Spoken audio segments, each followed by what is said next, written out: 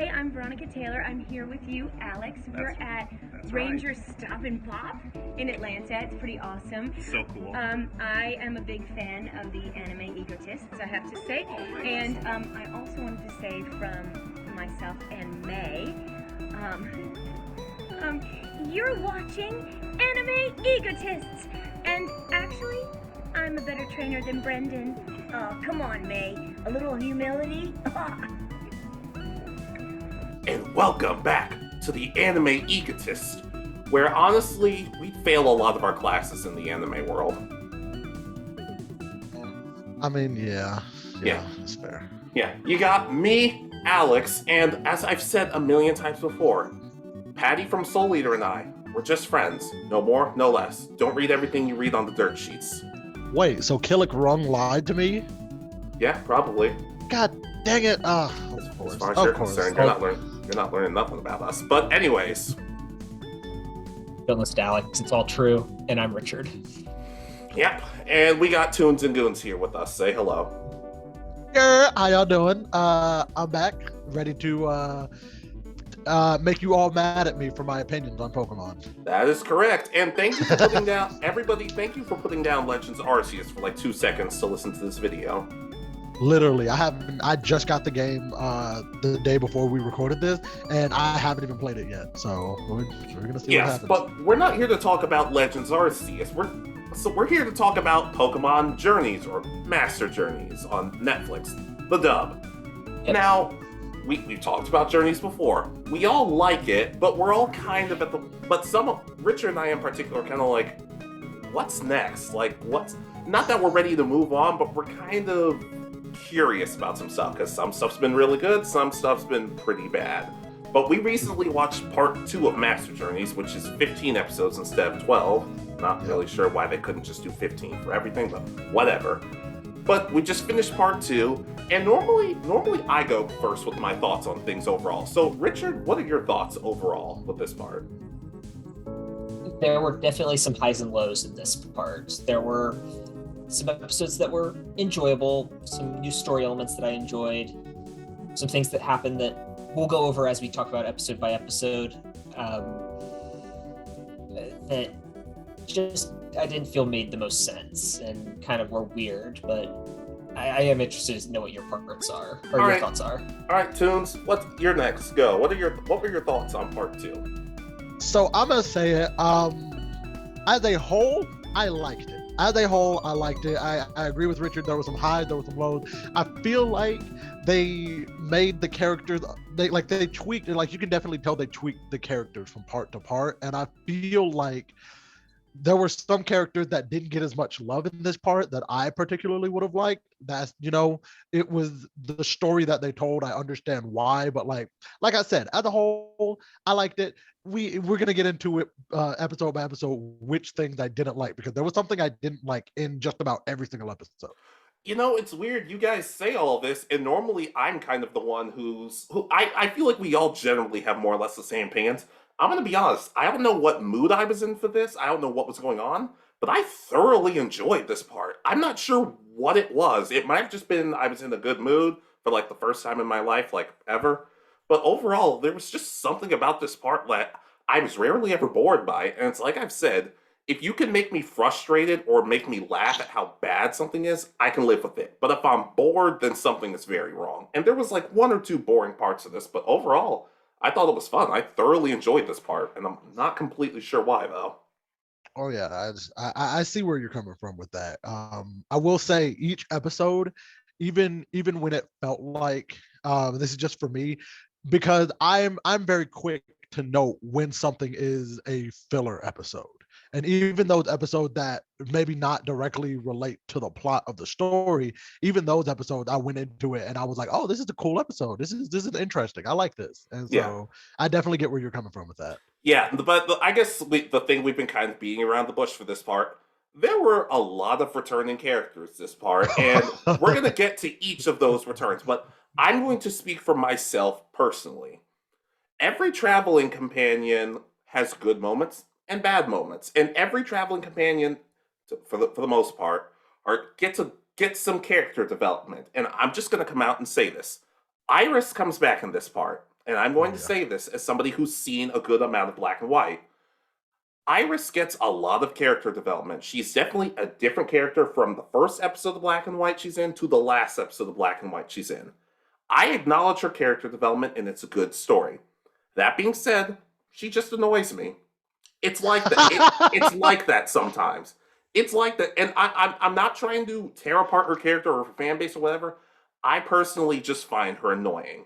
I can acknowledge that a character goes through steps and becomes a better character and a more interesting character. I still find her annoying. That's just my 2 cents about it. It's kind of like how I can enjoy a character who doesn't get that much character development, but I can still like them.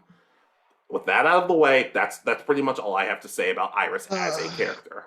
We're gonna. I feel like we're gonna come back to that when we actually get to that episode, because I'm the exact opposite of you on that front. I will say that much. Okay, but Um, before we... Sorry, go ahead, Richard, go ahead. When it comes to Iris in this part, I actually have, for me, a very interesting thing. As I said, we'll cover it when we get to that specific episode, but I think you'll be kind of surprised. Yeah, and like we've said, that she's not the only character return, but that's kind of just the thing I want to get out of the way. But something I don't want to get out of the way is our subscribers, because we have a couple of new ones because we just never got around to saying their names. And so let me just... Okay, we're pulled up. I'm going to try and pronounce this the best way I can because I'm a dummy. Dark Navarre Wise, the Origin of Darkness. Cool name and everything. I just don't really know how to pronounce it. But thank you. We also got Osama Anis and Secret of My Art. I'm sorry, I don't know how to pronounce these names, with the exception of Secret of My Art. But then again, I could be wrong on that too. But everybody, just thank you for subscribing. Thank you for the love, and we appreciate it. oh yeah. We really, really appreciate all the support y'all are giving us now. And if you have any ideas, please share them. We'd be happy to have y'all be a part of this channel and give us ideas on what you want us to show. Yeah, because your boys are making that YouTube money, not really, but we still want to do our best for you guys. So anyways, let's get into it. What was the first episode of part 2 of Master Journeys, Richard? So that is Searching for Service with a Smile. This is not the strongest episode to start apart. Okay. Absolutely not. I like this. Here's the thing. If this episode was at any other point in Journeys and not the first part, I would have enjoyed it. But like, to me, it's a weird episode to start with.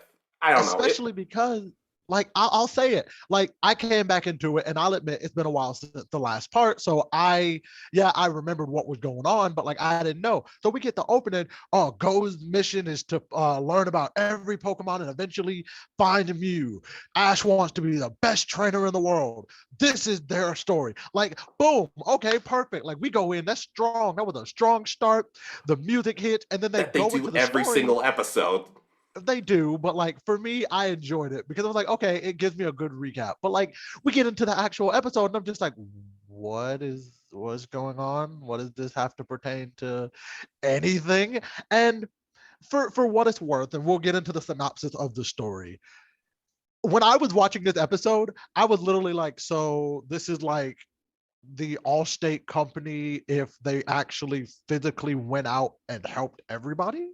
Yeah, not to okay, so just to kind of, I guess, start from the beginning, and Ash and Go pretty much have to call people to fix the sink or something like that. Is that what it was? I think the water's out at the house or the lab. Okay, yeah, because I guess Professor Cerise doesn't know how to fix it his damn self, but okay. Something's up with the pipes. I remember when they were fixing it, they had like the drying thing that they used on it. Something was wrong with the pipe. They were getting doused with water in the first like 30 But anyways, these two characters show up. I'm hoping Richard knows their names because I certainly don't remember.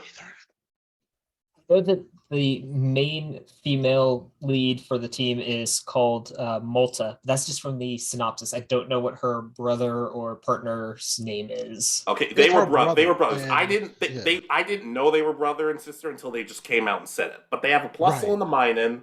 They pretty much fix stuff They pretty much fix stuff around the region or the city or whatever. Mm-hmm. All of a sudden, her brother gets hurt because Malta's kind of a klutz.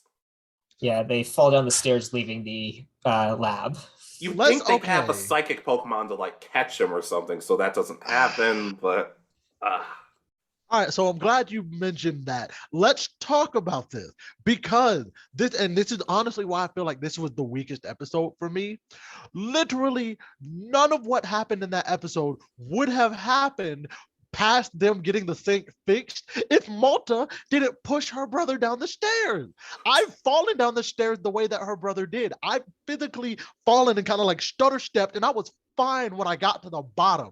Had she not freaking cleared that shit and tackled him and sent him careening down the stairs, it wouldn't have been a problem. I understand why the Minun was mad at her for the majority I of was the fully episode. on the Mayan side because Russell, they're at the hospital. Well, yeah, strange they have a hospital, but I feel like this is one of the few hospitals we've seen as opposed to a full-on Pokemon Center or something. Facts. And the guy is in a full body cast, and he's taking this surprisingly well. He's like, oh no, don't worry, you'll just have to take care of everything. Flussel is very understanding. It's like, don't worry, I'll help her out. Minun does not take everything well. Minun's pretty upset about the whole thing, and once again, I don't really blame it. And all of a sudden, they just say, Ash, go, you can help us out, right? And personally, they're better than me, because I've just said, no, not happening. Right. This weird dance about service. I don't remember the dance or everything. With a smile. And it's supposed to be a heart, but like they do this thing here. Like it was never actually a heart. It was more like... I think it was supposed to be a smile or something like that. It's an actual human heart. It's not the heart shape. That's a good thing. And like, I don't know, like, yeah, I feel like it was more closely related to like the thing that Buddy does from Naruto. It would more resemble that than either way. Either way. Yeah. So they help out a bunch, and they what was the Pokemon that they kept trying to Tauros? Tauros. It was Tauros. There's a rich guy who wants them to pretty much take care of them. Their whole company idea is that they can fix pipes, fix electricity, take care of Pokemon. They're an everything company. It seems like this would be a job for Pokemon Rangers, but sadly, we do not get that. But okay, so sorry, and I know I'm not gonna make you doing this, but like one thing I will say, because you mentioned it, Ash and Go, and this is the thing that they have a bad problem with throughout this entire part. They put themselves in situations where genuinely they don't have to. Like they're just like, oh, I'm gonna help because by circumstance I happened to be here when you said that you were having a problem. So I'm gonna help you because I'm a 10-year-old that wants to get my nose into everything. Like, yeah, well, trust me, we'll get into that later. But they also find a Tauros in a cave that's stuck there, but then they save it by getting chased out by it. They're getting the job done, but there are a lot of problems in between. Not really helping Minun's stance with Malta. That was her name, right? Not at all. Yeah. They also there's also Team Rocket, and they're kind of noticing, the Torps are dealing with a lot of Tauros lately. We can steal all of them for the boss, and yada yada yada, because I'm sure he doesn't have like 40 of them by this point. But it was kind of weird. Like, why specifically all those Tauros? Though? I don't know. But the guy I think is a collector or something. They say at the episode specifically. So yeah, but anyways, Team Rocket eventually finds and they eventually it's revealed. Oh well, you're the other people in your company took them, which is actually at some point kind of a smart idea. But on the other hand, like if there's nobody else, then like if it was a different company, Team Rocket could have gotten away with this. Maybe. Right. But they still like, well, what other people took them? And they see Team Rocket and they're like, wait, who are you guys? And of course, they always reveal themselves to be Team Rocket because they just have to. And the whole time, it's like, wait, who are these guys? They're Team Rocket. You see Plusle like looking like scared, like, oh, we have to fight these guys. Mine just has this look on its face like, I really don't want to be here. And Ash, of course, saying, oh, that Meowth talks, but its voice is really annoying. And I'm like, oh, Ash, people have been saying that about you since Battle Frontier. Don't get cocky, dude. I heard that line and I immediately thought back to, I think it was a Squirtle when way back episode. I know what you mean. It was a war turtle. It was a war turtle. Thank you. And it was like, they're supposed to be smart. Like, he doesn't look that smart to me. And I immediately thought back to that one caption that's like, Ash, what is your damage? Like, yo, like I understand not liking him because they've tried to steal your Pikachu, but to call him out on something that he can't control, like his voice, I was like, yo, Ash, calm down, chill. There was also an episode where in X and Y when they said, hey, give me back my Pikachu, and Meowth says, yeah, just as soon as you grow up. And I'm like, maybe it's revenge for that. But anyways, through some shenanigans, the Toros fall down, I guess, a sewer hole or something like that. It was, I think so. Something I like think it that, was. yeah. Yeah, because apparently there are no construction signs or anything like that in this town, but whatever. Regardless, Team Rocket basically decide, we should help because Meowth gets stuck down there too. And they don't want to abandon their friend. So they all end up working together, which is probably the reason I like this episode. I've always said I like when the Twerps and Team Rocket end up working together for a common goal. Well, they don't have an official team name, so I'm calling them the Twerps. But Well, that's fair. regardless, James, of all people, kind of, I don't want to say hesitates to do it, but he kind of pouts about helping them, and I'm like, I feel like that role should have gone to Jesse or something, but whatever. Oh, yeah. But He's also Plusle the one that jumps in and helps the most, really, because he jumps in the car to help work the wench. Yeah, that's right, it was called a wench. But anyways, the wench gets stuck at some point, but Plusle and Mine do their cheers, everybody gets saved, and Team Rocket, rather than doing their usual spiel of, oh, we're still going to catch it, they just decide, we'll let you off the hook this time, which I liked. And then the Toros kicked them, and I'm like, I would have just let them go at that point. The Toro said, nah, fam, you gave us some emotional scarring. We're going to give you physical damage. But you did skip something, which I wanted to make a note of. I made sure I made a note of this. While they were working on the winch and trying to get it, it dies on them. And they can't get it. And what was her name? What was the sister's name? Malta. She's like down in the hole trying to get them to pull, and it doesn't work. And so the Plusle and the Minun jump on the car battery and they charge it. And this whole time I'm like, wait, Ash has a Pikachu that can use electricity. Why not?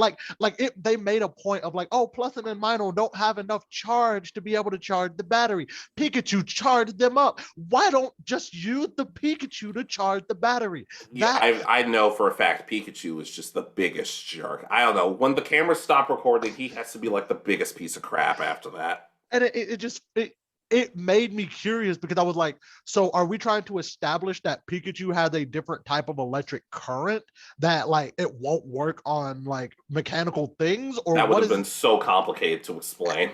Exactly. So I'm just like, why not just have the Pikachu, if not jump in and help with them, just use his own power, because we've established that he has enough power to ruin things and like charge things before. Like lives. But they get through it, everything. They see the brother again. They do that weird pose thing. Overall, it's one of those episodes that I will fully admit I probably like it more than it's good. And I don't really know why, but I enjoyed this episode. It wasn't my least favorite. Trust me, we'll get to that. Also, I did look it up. The brother's name is Devi. Okay, cool. Thank you. Okay. Yeah, his name is Devi. Quick question: does anyone remember? Is the brother out of the cast at the end of the episode? I don't think he is. I don't think he shouldn't be, considering he was in a full body cast and only like a day or so had made, even if that had passed. Right. So think about it this way: Ash and Go help out for one day. What's going to happen to the company the rest of the time when they're not there to help out? Vacation days. Nah, she got her confidence back. Mm-hmm. Minun is like, oh, I'm gonna help you now because I respect you because you jumped in to save a Pokemon, even though that's your job. We're gonna be all right. So yeah, basically. Which I will say, I think that was a good subplot to have, because even in that like 30-45 seconds that we saw Debbie and Malta together, it was very obvious that she was the weaker of the two when it came to like confidence and anxiety. So to have that subplot of her learning how to be more confident, getting over things, learning how to think things through, I thought that was really well done for the amount of time that we got to see them. Yeah. Not that I expect to see either of them again, but who knows? Oh, probably not ever. Some missteps aside, like I said, it's not a bad episode. Just kind of a weak start to part two. Exactly, especially it's because it had no bearing on the plot. Which part of me is like, I get it because it's the first reintroduction, but I also feel like y'all could have put more plot in this first episode to really set up for what came next, because I don't even think there was any mention of this episode for the rest of the part. Oh, get used to that with Pokemon, dude. I know, but anyways, then we get to the second episode, and after we get through the theme song, which I'm still not completely crazy about, but what are you gonna do? Would have preferred if they'd gotten like Hip Hop Harry or something on the track, but whatever. What was the second episode? Sorry, you should have brought that up. Do you Not- got it, Richard? Or I've got it. Not too close for comfort. So this Just is based actually on- what should have been the starting episode. Just based on the title, I don't remember this episode. So this one, the basic premise is that this is the episode where Go's Sobble evolves. I kind of had some problems with this episode. It's not horrible, but there were kind of some weird moments that took me out of it. Okay. So just a quick overview of the episode. I think Ash and Go are out front saying goodbye to someone who's leaving the lab, and Go gets the notification on his Pokedex phone thing, that Rotom phone, whatever it's called now, that Drizzle has been added to his Pokedex, and they freak out because they realize Sobble evolved. And Sobble goes and looks in its Drizzle goes looks in its reflection and is disappointed, thinking it was going straight to oh god, what's the Inteleon. Inteleon, that's it. So do Pokemon not know their own evolutionary trees? That doesn't make a whole lot of sense to I me. feel like it's not that they don't. I feel like they think that it's possible to skip them because because remember, like, I'm sure they know that, like, oh, I turn into this, or I could, because they've established that Pokemon don't always evolve. Like, oh, I could turn into this and I could turn into that. I feel like they think it's a splitting branch type deal instead of a this one, then that one. Look, I understand and I appreciate you're trying to explain it, but that doesn't help me. That doesn't help me with it. I know.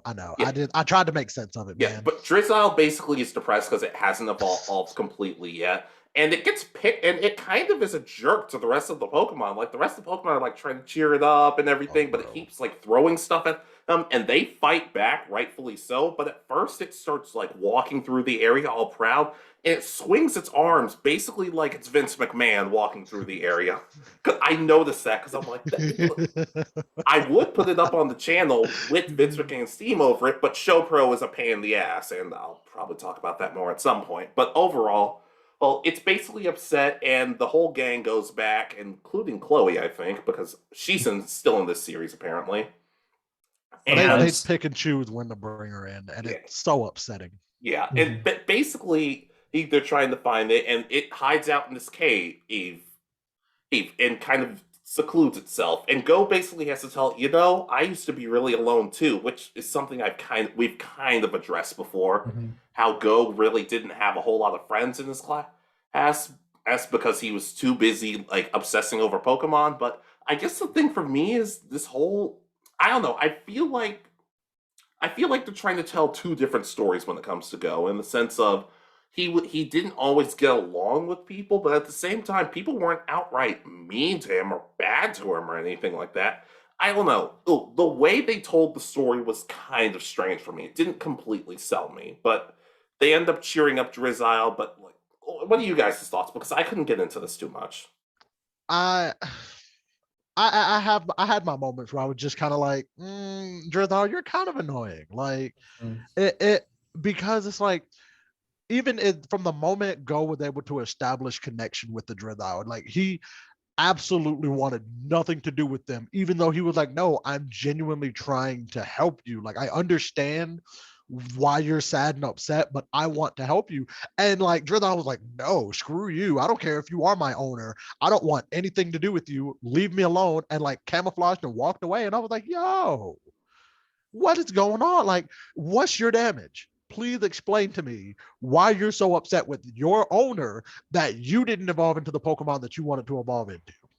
That you should have known you weren't going to evolve. But I guess the thing is, there have been times, like, I could understand, like, if Go caught an Eevee and it wanted to evolve into an Umbreon, but it evolved into an Espeon or something like that, that would make a little more sense to me. I'm like, you can't go back on your evolution, and you didn't evolve what you want to evolve to. I can understand that to some extent, but, like, you're probably going to get there eventually, unless they treat you like Brock's Marshtomp and they just don't evolve you at all, which I'm still bitter about. But what are your thoughts, Richard? This is definitely kind of a mixed bag, as you were saying. I actually really enjoyed the idea of a trader's Pokemon evolving while they weren't there. that the start of the episode. I like that premise. It's something that I don't think we've actually really seen. Not too often. So the fact that he gets the notifications like, oh, okay. I enjoyed that. But then, yeah, the whole moodiness, and I think I kind of understand where they're coming from. They're trying to make more Pokemon have their moods change, kind of with Raboot in the early episodes, and with like Charmander, Charizard from the original series and stuff like that, where there's a personality change. Does it work? Not really. It is annoying. And he becomes that stereotypical kind of teenager of. I'm so glad you said that. Are you winning, son? That whole like angsty wannabe Sasuke, edgy, like just because you look like that doesn't mean you have to be like that. My goodness, man. I guess for me it also kind of sticks out because I've always liked Drizzile more than Inteleon, because none of the in my opinion, none of the Galar starter final evolutions really stand out to me. Like, they're okay, but like, I don't know, something about them. But I will say, I will give them credit for at least trying to tie it back to Go's story of he didn't have a lot of friends growing up. I appreciate that. Not that it's obviously not everything can be a home run, but it's still a watchable episode. I still give it a pass. Just a couple of nitpicks. I feel. Yeah. Again, I still think this would have been a stronger first episode. Oh, absolutely. Continuing a story, it brings you in as, remember, he wants to be Inteleon. So this would have been a better flip the first two episodes, and I think both are in a better spot for where they. Oh yeah. Yeah, absolutely. I can understand. But like you said, not a bad episode. What do we have anything else, or what's next? I think the only last thing I will say that I don't particularly like was that near the end when Go is sitting down next to Drizzile and he's like, oh, I understand, it's okay, and like he starts tearing up and he's like, why am I crying? And like Drizzile wipes a tear but then still disappears, and I'm just like, wait, so y'all just made a connection but you still don't want anything to do with what? Baby steps, I guess. I guess so. It's the best explanation I got. I would have appreciated, and this is kind of spoilers for the rest of the part, I would have appreciated if we would have seen more of Drizzile and more of him actually coming to terms with being a Drizzile and like stepping up and like, okay, I guess I'm gonna have to just be okay with this until I can evolve again, like that kind of thing. Yeah, heck, or at the end of the series, he could learn, maybe I don't want to evolve. Maybe I want to be the best Drizzile. Maybe Drizzile and Inteleon have a battle, and Drizzile wins and thinks, I don't need to evolve. But that could happen, so I can't complain about it too much yet. Right. But next episode? That's my last. All right, so the next episode is on land, in the sea, and to the future, I believe. It's cut off on land. Was this the swimming episode? Yes. Yeah. The one with the competition that takes place in Lily Cove or something like that. This was... I could have done without this episode. It's your stereotypical filler episode. They see this Pokemon person competition that's just another random kind of thing that they throw in for Pokemon that isn't actually in the games or anything, but involves like running, swimming, and then hitting a bell to win a contest. Yeah, and the Vaporeon ends up winning on TV, doesn't it? I think so. Yeah, and there's a Swampert, best starter in my opinion, who's there. And here's the thing that did bother me a little bit. First of all, I saw that face. Don't ever do that. But in all seriousness, they say, hey, aren't Swampert and Vaporeon like eternal rivals or something like that? It's like, oh yeah, that's right. And then they just never touch on it again. And I'm kind of like, why? Like, this isn't even my bias as a Swampert fan. It's just like, why even bring it up if you're not going to do anything with it? I don't know. It was a...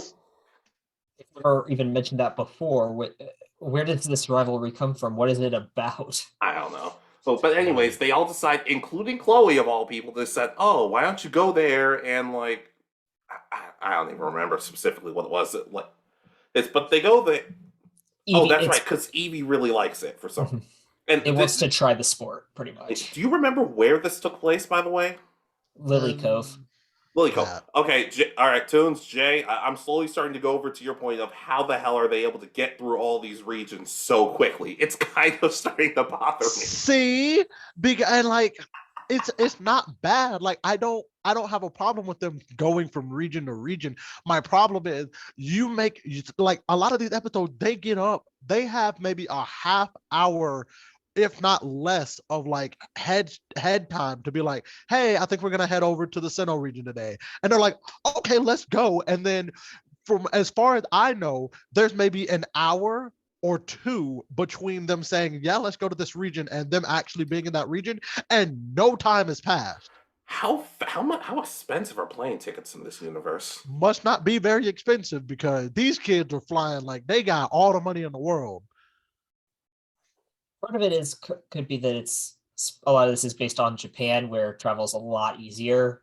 So, and these are based on regions of Japan, so they might be like right next to each other. You say that, but not every Pokemon region is like that. Some Pokemon regions are based on different stuff. Then again, anyways, they get there.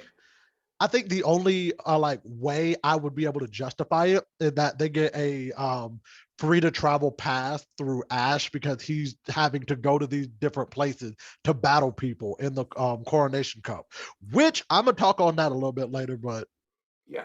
Anyways, they get there and they talk to the guy and they say, "Oh, we want to race too." And Go uses his Dugong. That's what it was, right? yeah. Chloe uses her Eevee and Ash uses her his Dracovish, which I am happy to see because we hadn't really seen that much of it. And it's not very fast in the water, at least when it tries to swim. It's faster when it kind of just runs underwater, which, okay. But basically, it's more of a Chloe-based episode, despite the fact that Go's Dugong falls in love with the Gorbis and the Huntail and it fight over it. But the race happens, and there's not really a whole lot to talk about. I mean, it's a fine race, and they end up saving each other thanks to Eevee using Mimic. I thought it was Copycat. Either one. It's learned one of the mimicking moves, and that's why it can do pretty much every move. Yeah, and we'll talk about that. We'll talk about that a bit later. But overall, it's not a bad episode. And at the end, Chloe and Eevee get a water stone, and they put it in front of Eevee, and Eevee kind of decides, no, I don't want to. Which, on the one hand, I respect, but I always thought it was. But I thought based on the first episode, it wasn't that it didn't want to evolve. It's that it couldn't evolve.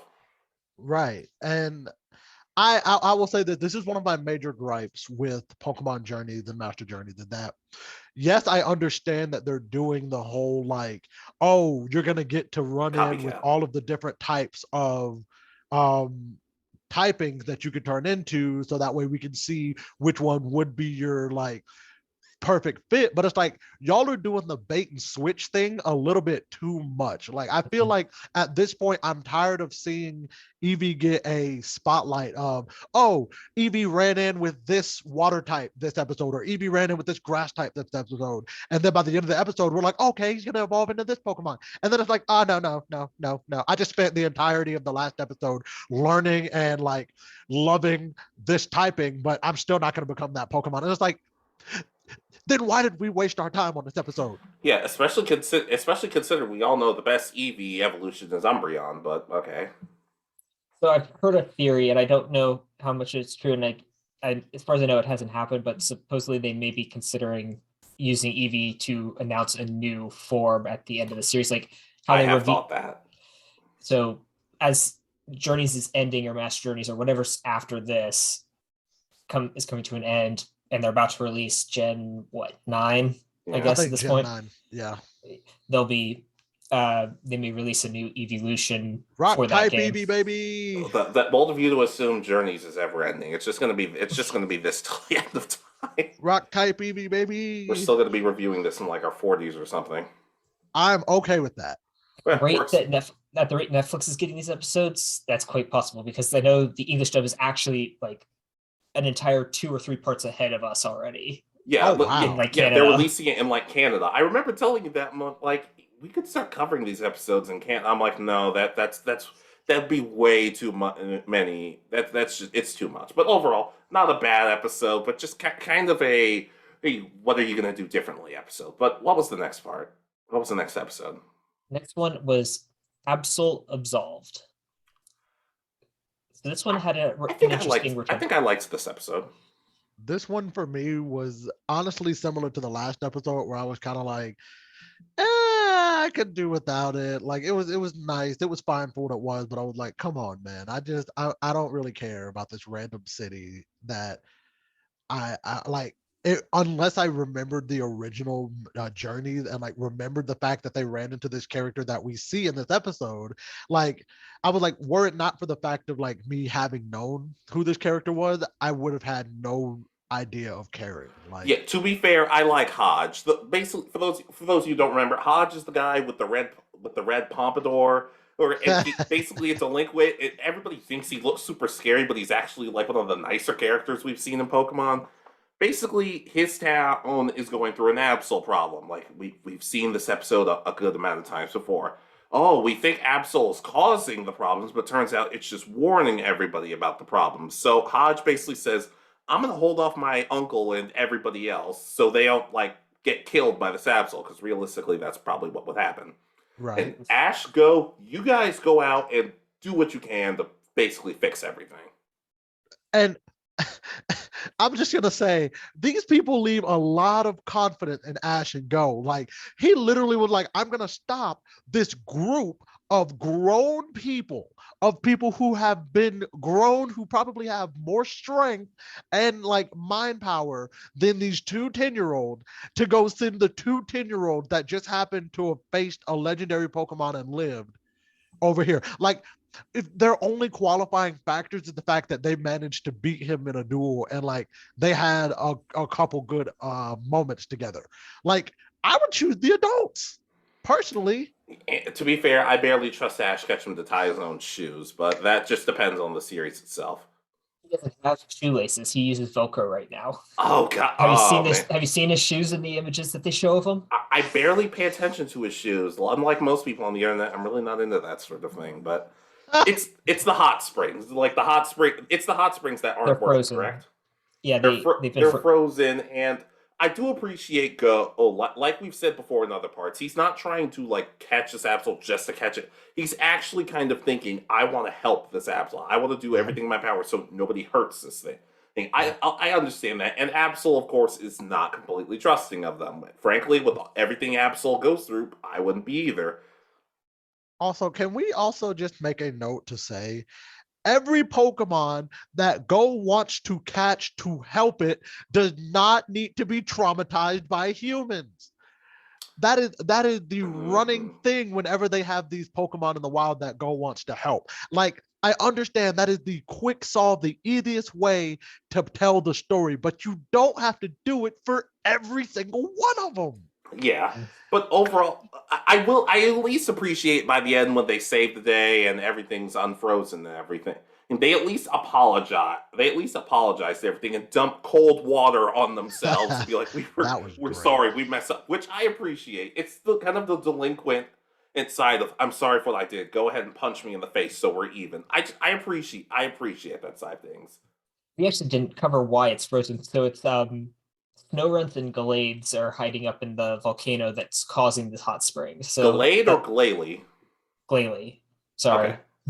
Hey, I was about to say it might very well be Glade, but I want to be 100% sure because some episodes I just don't remember very well, even with my notes. You're right, it's Glalie. So they, and then there's some sort of also previous legend in this episode where this happened before and pretty much it destroyed the town because of it. And maybe y'all should move. Which is what led them to believe it was the Absol, because apparently the Absol was involved the last time they had a problem with the spring. I was about to say, it's always Absol, and Absol's like one of the Pokemon that nobody hates in real life, so why do they keep putting it through this? But overall, like, it sounds like it sounds like I've been complaining, but I have enjoyed these episodes. There are just a couple of moments that are like, oh, that doesn't make a whole lot of sense, but I think part of it's just I really like Hodge. He's one of my favorite characters of the day in Journeys, along with Cricketina Kylie, who I don't think has shown up again yet. Not yet. Yeah. But What's the next? there's What's the plenty, next? Sorry, go ahead. there's plenty of bug Pokemon for her to show up for. Yeah. Yeah. All right. All right. What's the next part? So this is the first really big episode of the series. It's Thrash of the Titans. Though, One of my so this favorites. so this is the return of Iris. Okay, you guys seem to not be happy with what I said about Iris beforehand, so why don't you go first? Richard. So I've said my opinion a lot on this channel that I did not. I haven't finished. I've only watched a handful of episodes of Black and White, and I did not like Iris.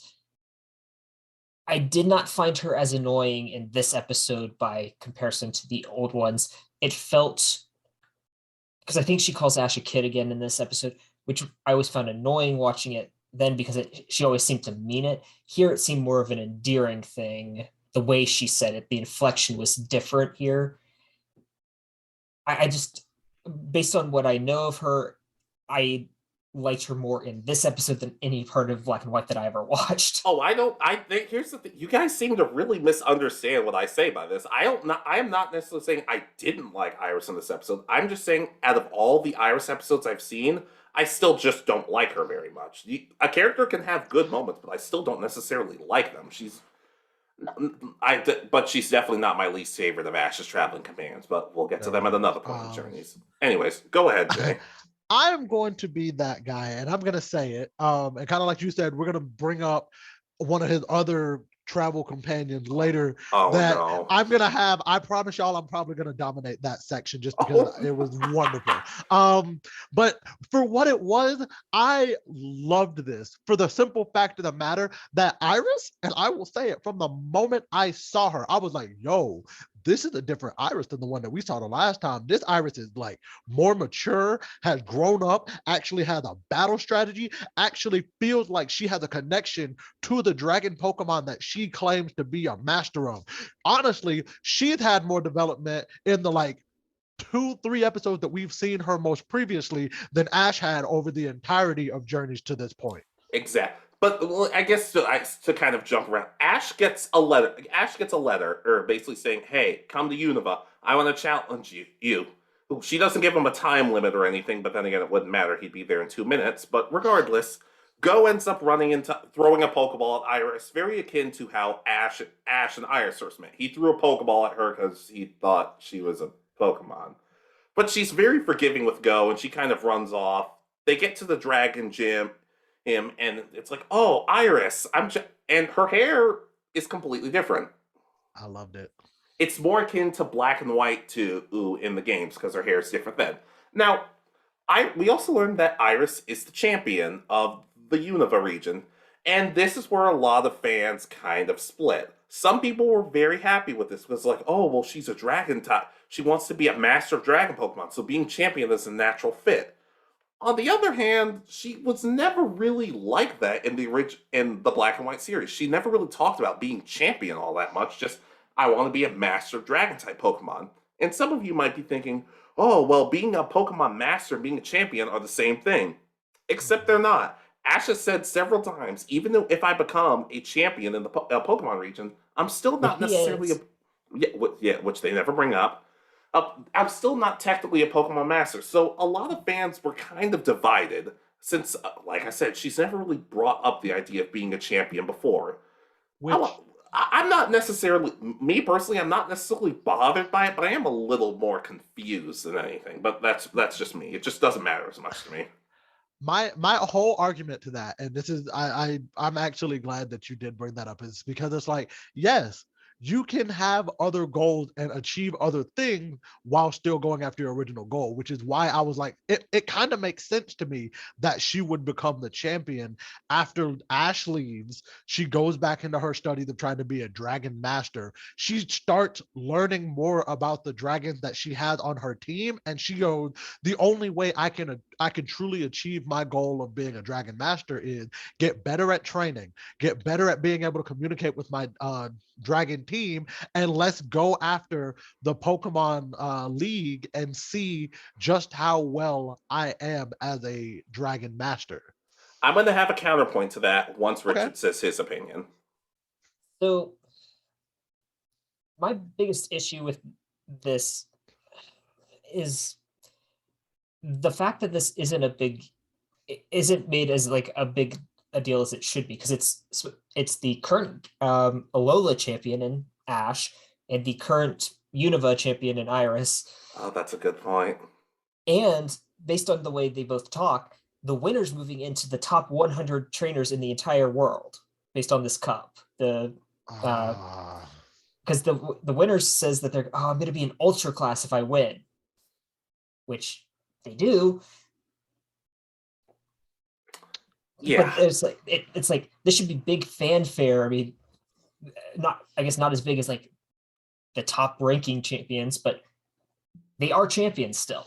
Yeah, I did find it a little weird how they were very secluded. Also, we get a return of the Dragon Gym leader, Drayden, and his amazing beard. Bro, that thing is wonderful. Yeah, and he's very similar to Professor Rowan in how stern he is, but I still enjoy him as a character. But my counterpoint was Toonz, Justin, whatever, Jack Miles. Do you remember the series Pokemon Chronicles? Yeah, I remember them. Yeah, for those of you who don't know, Pokemon Chronicles, the video I've been saying I've been wanting to do for a while, but I've never gotten around to just recording everything because of copyright and just other stuff.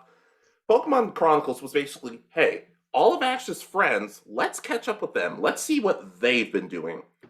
In my mind, if Chronicles was still around and we saw Iris decide, I want to be champion, and going through gyms, not necessarily as her own series, but just a couple every now and then, and we see her progress, I don't think people would have been nearly as upset because we would have seen what led to this change. But that's just my thing. They don't seem interested in doing any other anime outside of the main one. But we get to see one thing we did forget to mention, that we see an Axew running around outside. So we all think, oh, it's Iris's Axew.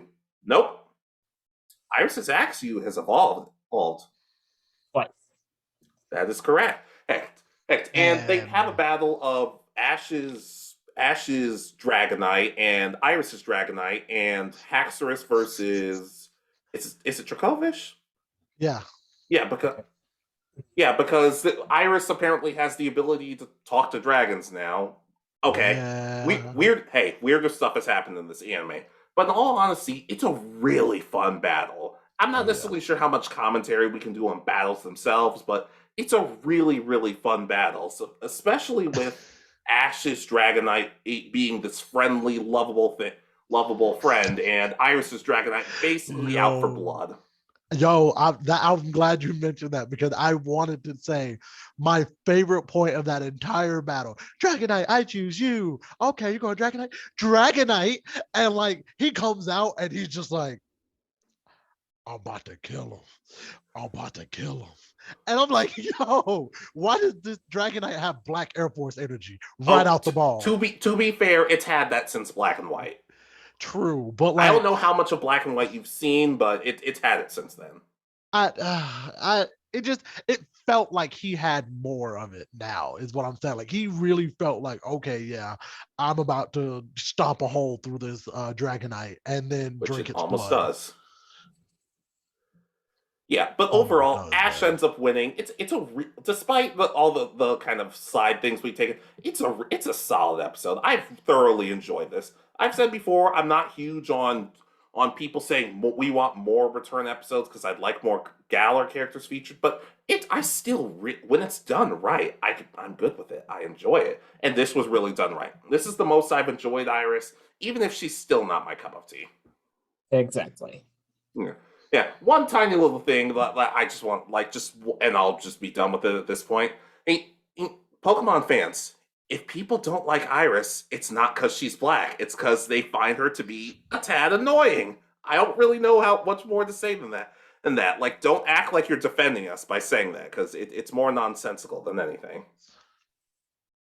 Yeah, you got to realize when I say I don't like Iris, it came from the fact that I've only watched like the first 3 or 4 episodes of Black and White. That's where my hatred comes from, because she is really bad in those episodes. Yeah, to be fair though, I love Ruby and Sapphire, the anime, but Max is unbearable the first few episodes. See?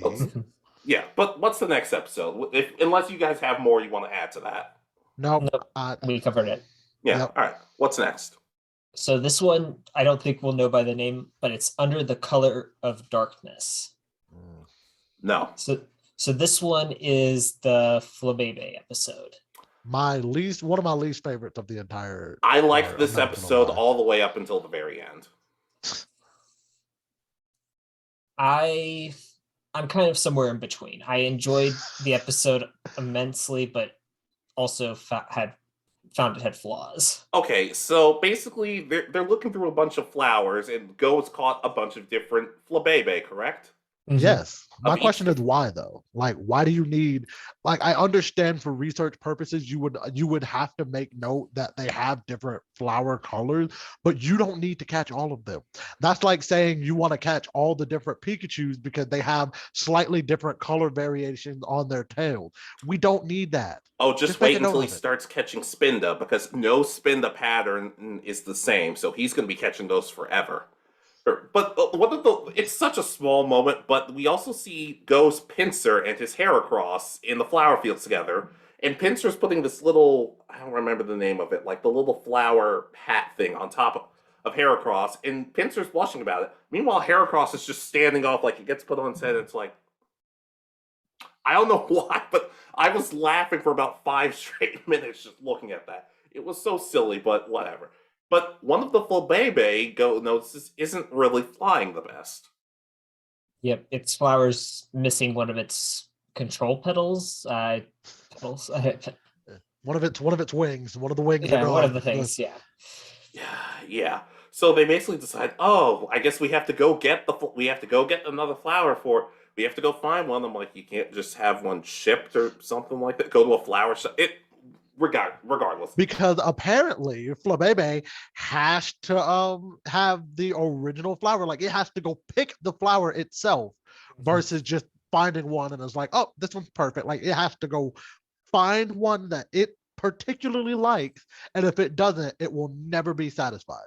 Okay, but anyways, they go out, they try and find a perfect flower. Of course, they don't find it. And we learn that Flabebe actually likes sitting in Go's hair, which is a little cute moment, and it tries guiding him all around to find him. I do appreciate that this isn't to get resolved in one day. They actually think to themselves, okay, let's set up camp for the night. And Go is constantly saying to Flabebe, we're going to find your flower. We're going to find it. We're going to be good. I appreciate that. It shows a lot into Go's character, and I will say that though I didn't necessarily like this episode, there was a lot of good in it. This is one of those episodes that, like, you really get to see just how much Go really does care about all of the Pokemon that he's come across. Like, it's not just a research thing to him. He actually understands that they're sentient beings and he cared about their well-being.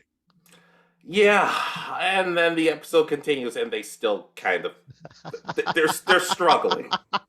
Yeah, so pretty much, as you said, they go around and they find all these different white flowers, but none of them are the white flower. That's, I guess, for this Flabebe he wants. Yeah, basically. All right. So let's keep going. So eventually, they come across this woman who basically is able to help them out. Kind of. She has a Florges. Is that the final form? Yes.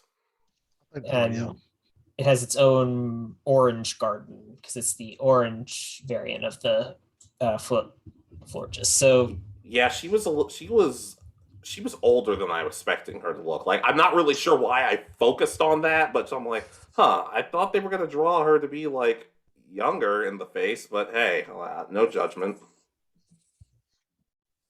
So yeah, they pretty much she tells them they'll find it, and eventually Flabebe, when it gets to be a Florges, it'll have its own flower garden that it protects and all that. And because it uses grassy terrain. That's correct. Okay, I couldn't remember what exactly it was. So they go out searching at night, right? Or is it during the day again? Yeah, it starts to get later and later, and they think, let's set up camp. But Flabebe kind of drives them to a spot that it doesn't look like any flowers were growing in the afternoon, but at night, that's when the flowers started growing. And pretty much another Flabebe shows up, takes one of the flowers, goes Flabebe, takes one of the other ones, and then there's like one third one left. And it leads to the whole Well, it evolves, doesn't it, to what's it called? Whatever the middle stage evolution Floette. is. Floette. It And evolves into Floette. And weirdly enough, they have this thing of, oh, what happens if one of the other flowers gets taken? I'm like, well, can't we just do this all again? Like, I'm kind of confused because at some point in the world, people are going, if they're going to run out of flowers, you can't. I don't know. It was weird logic to basically what leads to the Floette they spent time with that evolved. Say it wants to stay, and I just get more flowers. So Go basically ends up releasing it or something. yeah, it's kind of the I'll come back and view your garden, and we'll probably never come back. It's like when with Pidgeot and Butterfree. And Yeah, this was the part I didn't like. The kind of weak send off, like, oh well, you want to take care of these flowers. All right, we should let you go. Like, I don't know. I don't know. It was kind of, I liked everything beforehand, but the ending was a little weak. I can Yeah. understand that. That's kind of, I guess, where I'm sitting as well. I was about to say, It's Toonz, you seem a little like you didn't seem as happy as this episode as the rest of us. Not at all. To be honest, like I said, it was a good episode. I didn't particularly like this episode because I just felt like it kind of drug on in a lot of places. Um, Again, I think the biggest positive about it is that you really get a chance to see um Go's love and care and respect for all of the Pokemon. And I think that's probably the long and short of what I honestly have to say about the episode. Cause like I was just kind of like, I'm ready to get to the next episode. Yeah. Speaking of which, what's the next episode, Richard? this one is Sleuths for the Truth. I didn't like this episode as much as I should have, but I have my own personal bias for that, and I'll get into that Okay. later. All right, so pretty much the premise of this episode is that there have been electricity thefts all around the city. There's only like a vague sketch, and the police pretty much believe Officer Jenny and Detective Decker. pretty much believe that it's Pikachu and pretty much are there to arrest Pikachu. I love that he had handcuffs for Pikachu. Specifically the size of Pikachu. Like, you wouldn't think to like make it like it's not even like it stopped it from using electricity or anything like that. It's just like so I guess if it wants to use Mega Punch, it's out of commission. But I don't know. Oh, but basically, Ash and Go just basically say, well, there's how do you know it's Pikachu? Which in my mind, I would have preferred if the episode just ended with Pikachu getting arrested and just serving jail time. Hey, but That's so terrible. oh, I'm sorry. no. You're the one who said it should be dead by now because it's a little yellow rat. I think jail is a little bit of a step up. Who's to say he hasn't replaced Pikachu? We just don't know. I don't want to think about that. But anyway, Uh-huh. He just keeps going back to that field where he almost abandoned Pikachu in the original series, takes another one. Jesus. All I'm Christ. saying. No, that's terrible. We're not So Sleuthy McSleuther is like, oh, we got him, and take him back to the freaking police station. And my God, he tries to good cop, bad cop Pikachu by himself, and he's like, I got a feast of Poke snacks for you. Then he tries to bring up Ash's mom. Of all people to be like, oh man, I was told that Ash's mom really likes you. Wouldn't it be a shame? Wouldn't you think she would be much more happy if you just admitted that you were wrong and just let me arrest you? Like, what? The fact that there wasn't old school jazz music playing in the background and this wasn't shot in black and white was one of my biggest gripes with this episode. Like, if you're gonna go with the falsely accused noir setting, lean into it. Lean into it, please. You're not wrong though. That would have been kind of cool. I'm not even gonna lie. And I guess I'm gonna get into one of like this is a little more of a jokey answer for why I didn't like this episode as much. Have you guys heard of Rashomon? The way you might know it is it's a jutsu in Naruto. It's that giant wall thing that Sakon and Ukon use against Kiba. Oh yeah. Okay, for those of you who don't know what Rashomon is, it's this Japanese story of this crime that's committed, and the first person they accuse has this story that they have basically saying, I'm not innocent. They basically have, I'm innocent. I have an alibi. And then they blame someone else. And then they have their own perspective.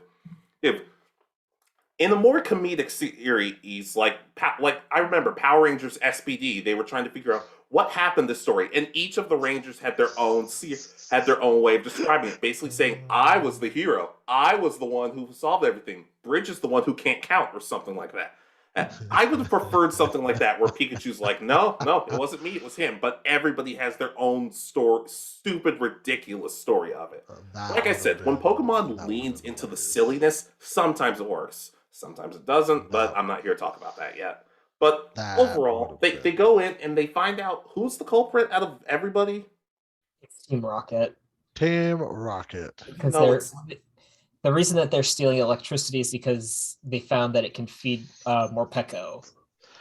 And okay, I kind of want to talk on this one. Sure. So the first time we see the Team Rocket Morpeko, Pikachu had led them to a random house. Pikachu was like putting out a massive amounts of energy. They pull up in this car that had a giant like suction antenna thing on top, and they're in the car looking mummified. Like, "I'm so hungry. I haven't eaten in 45 days. I'm so hungry."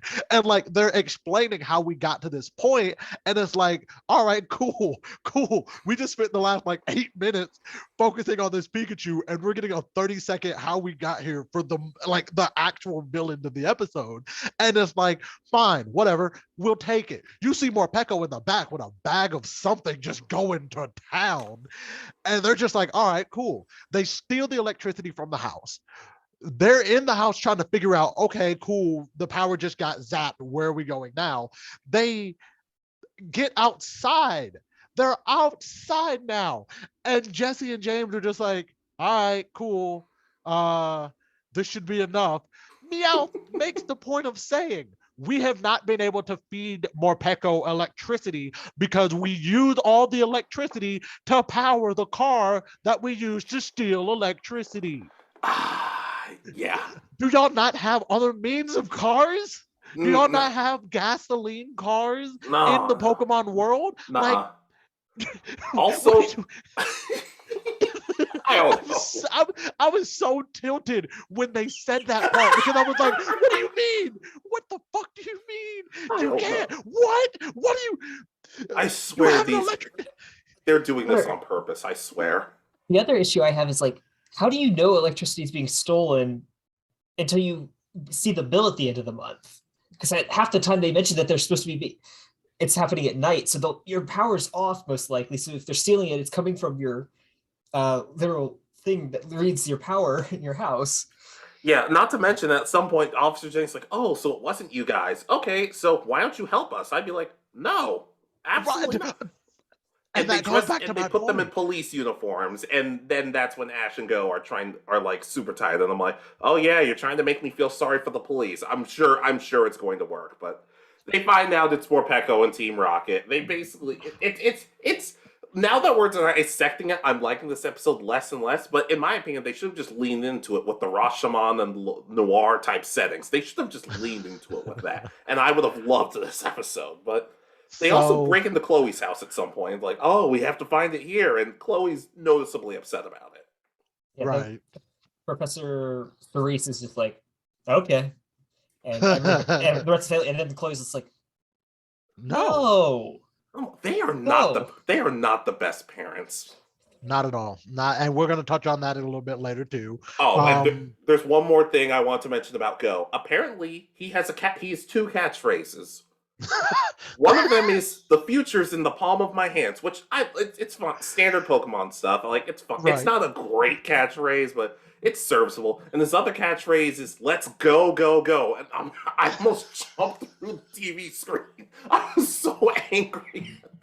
I'm like, you can't come up with anything better. Oh my god, Go, you're losing. Oh my god. Oh my god. Oh my god, it was so terrible. I heard it. And the thing about it is, I was cleaning while I was watching this one particular episode, and I heard it and I went, "What did you just say?" I went back 15 seconds just so I can make sure I heard it right. I was just like, "You motherfucker. I hate you." To be fair, it took them like 60 episodes to get that catchphrase. I'm glad they at least held off. Because if they had done like episode 1, I would have been like, well, I quit. This isn't happening. But overall, Fair. well, they thank Pikachu and they give him some food for everything he's done. I don't remember Ash and Go in particular getting anything special from No, it. they don't. There was actually another point in the episode that I wanted to make mention of. Sure. So they get away from Officer Jenny and the twerps, and they get back to their hideout. They have the tank of electricity. Boom, right there. They're like, okay, cool. Have at it, Marpeco. Eat to your heart's content so you can stop being a little attitudey brat and ruining everything and eating all of our food. Then the rodent phone pops up and goes, yeah, no, Marpeco don't eat electricity. They need actual food in order to fill their stomach and not be attitude and like angry. And then like Jesse said it, like, why didn't you tell us this earlier? And the phone did the most Full House 90s sitcom thing I have ever heard and goes, you didn't ask. What the to be fair, the past several generations, they've had like Pokedexes and stuff like that with attitude. So it's at least it's in character. At least it's just mind-boggling when they decide to use it. Man, it just I will say I do miss those little cards that James always had with him. I miss James being the smartest Team Rocket member because he probably facts. is, but they just never choose to use it. But overall, to me, it wasn't a goofy enough episode. If they had leaned into it more, I would have loved this episode. But that's just me. What's our next episode? All right, the next one is Advice to Go. So this is the return of Gary. Okay, I'm gonna say basically what I said with the Iris. Gary goes through character development.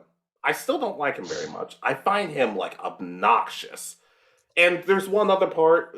This is still in my opinion, a very good episode. But there's one other point. But I'll get to it later. But I really, really liked this episode. I will say. Go ahead. Okay, so I'm gonna say it. I'm gonna just be out here. First and foremost, they go back to Pallet Town. They see Oak. I'm still just like, how y'all get all the way there? Like, first off, this is like one of the first times y'all have went back to Ash's hometown. Literally, this entire series. But okay, fine, whatever. We'll just skip past that. We see all of his old Pokemon. Well, I don't see the Butterfree. I don't see the Butterfree. Stop. I have to correct you on that because his Alola Pokemon are obviously back in Alola. I wasn't expecting to see them again. The only one of his Hoenn Pokemon that was there was Corphish. Where the hell were the rest of them? Look, I'm not saying I need specific moments with each and every single one of them individually, but where was Sceptile? Where was Torkoal? Where was Glade? Like, it was a weird omission that everybody talked about online. They're like, where are his Hoenn? Like, why are they doing something important? Like, I don't know. It was a weird omission for me that I definitely noticed right away. Like I don't know, it's a nitpick, but which I will fully admit, but it bothered me. But so the episode keeps going, and they're like, "Hey, so Oak is like, I'm sorry, I don't know where your Infernape is, bro. I haven't seen him in like 3 days." And immediately I would have stopped everything and I'd have been like, Oak, what the fuck do you mean you have not seen my Pokemon in 3 days? Like, I left him in your care. What do you mean you haven't seen him? Like, everything else would have just gone out the window at that point. But fine, whatever. Not to mention that, but we also get the return of somebody else, sort of. Yes. Like they bring up, it's like, oh well, I said Tracy to look at it, and it just shows an image of Tracy smiling, and then they just never mention Tracy again. I'm like, I guess that counts as Tracy's return for Journeys. I guess that's just it for you. I'm sorry, Tracy. You deserve better. Then again, so but we had to make room. Does deserve better, but we had to make room for Gary. So, I will say this, and I mean it with everything in my heart. I don't remember hearing him say it unless I just missed it.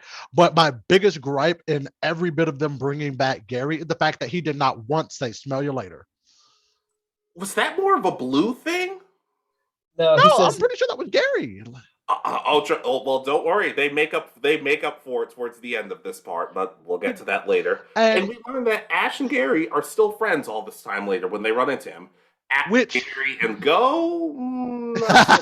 So this is the interesting that I kind of. It'd be like introducing other people, like each other to other friends outside our friend group is kind of the whole feeling I got of this episode. Bold of you to assume I have any other friends, but sure, okay. So it's the idea of you have a relationship and you know how the person is with you. The other person maybe is expecting them to be more friendly, and it's just one of those weird kind of situations. Yeah, and Ash is just like, haha, that's scary. I'm like, Ash, can you like talk to your Are you defending your butt bunch of a friend here? Right, like you're defending go him. talk to Go. I could have made another joke for Go, but I don't want us to get into another tangent. But overall, they learned that Moltres is running around, apparently. And we also learned that Infernape has actually been running off and fighting a good majority of other fire Pokemon. Would have been nice if Torkoal had been in that conversation, even if Torkoal was never portrayed as the strongest of Ash's Pokemon, but regardless. And Go, while Gary's basically antagonizing Go all the way, because he says he's on a mission. And a mission for what? Well, that's kind of what we learned this episode. Yeah, there's this group called Project Mew. And whatever. Their whole thing is that they want to create research and get research to try and find and get closer to Mew.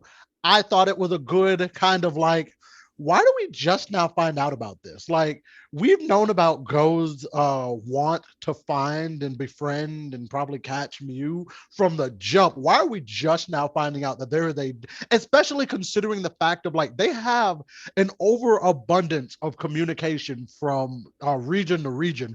Why are we just now finding out? Especially considering Cerise Laboratory is in Vermilion City, isn't it? So shouldn't they? Isn't it just like a hop and a skip?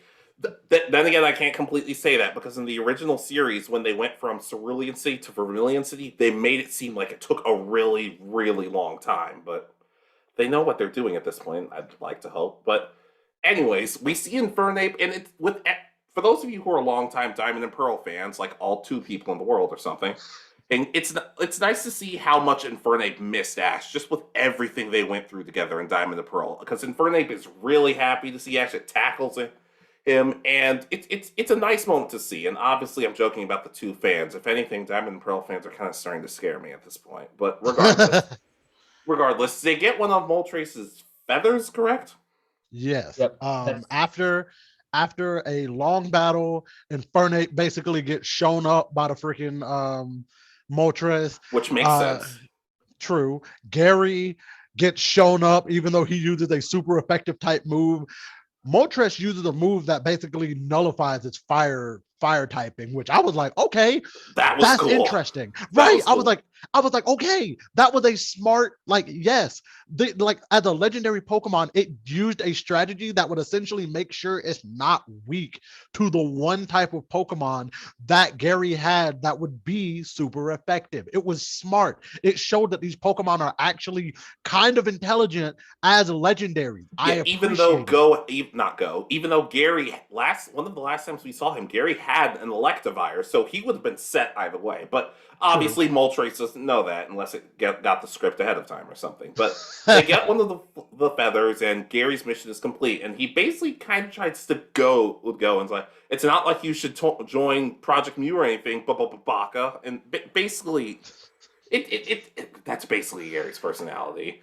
But basically, Go kind of just says, I'll think about it, even though I'm not really sure why they had that, because he ends up wanting to do it down the line anyway. But over nitpicks aside about the Hoenn Pokemon, which I guess they just did to hurt me, this was a very good episode. It provides more purpose for Go and seemingly a new story. And it's nice to see Gary again, even if, like I said, I'm just not really that big of a fan of him compared to other characters. And I want to make a note.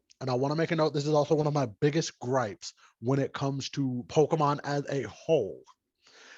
All of the side characters seem to grow, get older, get more mature, and actually like have development.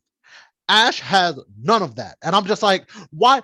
I saw them side by side in this episode, and I was like, Gary feels like he's older. Like Gary feels like he's gone through like 10 years of change, and like He looks like he has a freaking car, a license, and he's putting down money for a 401k right now. Like he actually feels like he has his life in his hand, and he's like, I'm mature and I I have don't want that. responsibilities. I don't want that Pokemon series with 401ks. I'm trying to avoid that right now. Oh man. But Yeah. I get what should we like? You guys like this episode though? This was a fine episode. Oh, I liked it. 100%, especially because Gary was in it. Mhm. Yeah. I don't know why. It was just Gary being a jerk to go the entire episode made me uncomfortably happy. Like I was almost in tears. I laughed so much at like how much of a jerk he was to him just for no reason. I was like, yo, He just got to like, pick. He just had to pick on the black kid, didn't he? wow. Am I wrong? Anyway, the whole time I was thinking, Ash, what are you doing? Just watching this, Ash. You got to stand up for your boyfriend, whatever. Okay, they do make a cute couple though. Like, oh, now you. But last. Can we? I'm gonna be honest. Can we skip the next episode because I did not like this episode at all. Honestly, I'll say this We much: gotta the talk only about thing. The only thing I liked about this episode was literally the very end when Grookey was on like his last leg. No, I He was hated just like, that too. I'm almost there. I'm about to die. What's the next episode? So I'll go through it real quick. It's Errand of Endurance. So pretty much the entire premise of this episode is that Chloe and Go get into an argument over which Pokemon is more responsible, Chloe's Eevee or Go's Grookey. Which I'm going to be honest, I don't really like Go's Grookey. I don't like Go's Grookey that much. I find it really obnoxious. And but apparently the answer so is does neither. everybody else. But yeah, they both suck at their jobs. And Go and Chloe and Ash are basically watching from the sidelines, hiding in bushes and stuff like that, trying to make sure everything goes according to plan. And Go and Grookey and Eevee are apparently the dumbest Pokemon on the planet because they don't seem to notice them. Meanwhile, this whole time, Team Rocket's trying to get Pelipper to deliver some ice cream to them, and because they can't just Uber it, apparently. And they have to have ice cream for their cake or for their pie a la mode. Oh, that looked so good. That was killing me. That was killing me because, and as we see, Morpeko keeps eating all the food, so they probably should have known what was going to happen ahead of time. But facts.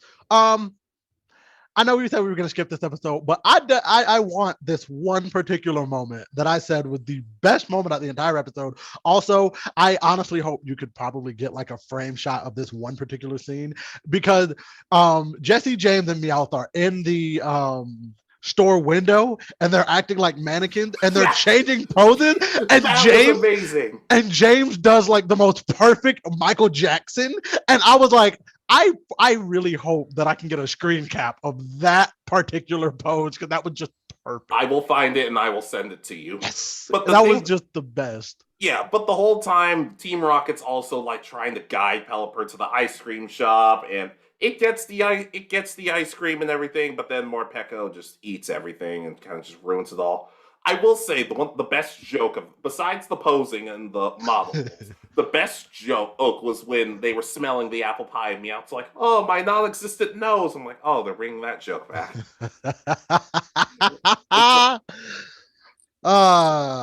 Shows are somewhat fun. Yeah, we're talking about the good moments of this episode because there just weren't that many. Not at all. So pretty much this episode ends with Team Rocket's side ends with Morpeko eating the pie and the ice cream. Eevee and Grookey are delivering, I guess, medicine or something like that. Drugs, chronic. They're drug runners. That's the next Pokemon game I want. No, but it seems like Eevee knows what it's doing a bit more because it actually completes the task with more than just one pack of the medicine. And Grookey comes back at the end defeated with only managing to keep one on it the entire time. Yeah. And basically it just, I don't know. It was just kind of a pointless episode. And I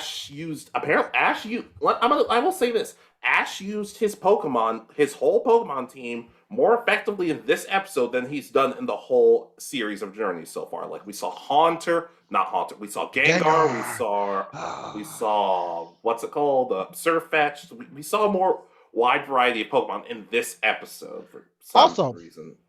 Also, big gripe, because they made such a point of talking about Surfetch'd last part. Like he damn near dominated the entire plot of the first part, and this time we get I think this was the only episode we actually saw him do anything of merit. Yeah. I will say though, in the little intro when they're like Ash is trying to do this, Go's trying to do this. I do appreciate how they changed. Like they added Drizzile, they added Surfetch'd because they had both evolved at that point. I appreciate that. Now that we're talking about it. But overall, probably my least favorite episode, if I'm being completely honest. Just it was Team Rocket saved it, but like just barely. Like they dragged it across better than Grookey dragged itself across the finish line. Yeah, it was just a filler episode. It's just there to pad space before the next plot episode. Yeah. Which is actually the next episode. What's the next episode? Take My Theft, Please. So this is I like this episode, I think. Yeah, so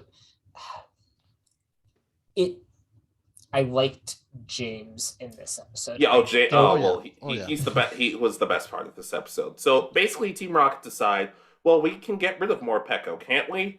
And James, of all people, is trying to do it, but Morpeko keeps kind of showing up next to him. Not because, and I like how it kind of shows it's not necessarily just food based. It's Morpeko's grown to really trust James at this point, which makes sense. He's like the best trainer in the whole show. Facts. Yep. But basically, and Ash and Go are kind of running around doing their own thing, and Go apparently can't catch a Pidgeotto or something like that. Which is so weird. Like, bro, you've literally caught a legendary, but you can't catch a suburban bird. Yeah. What are you doing? Come on, man. Fun fact: we haven't seen Suicune since. We haven't. They mentioned him they mentioned Suicune like once or twice, but we haven't seen it since. Almost Not like at it was all. completely pointless, but okay.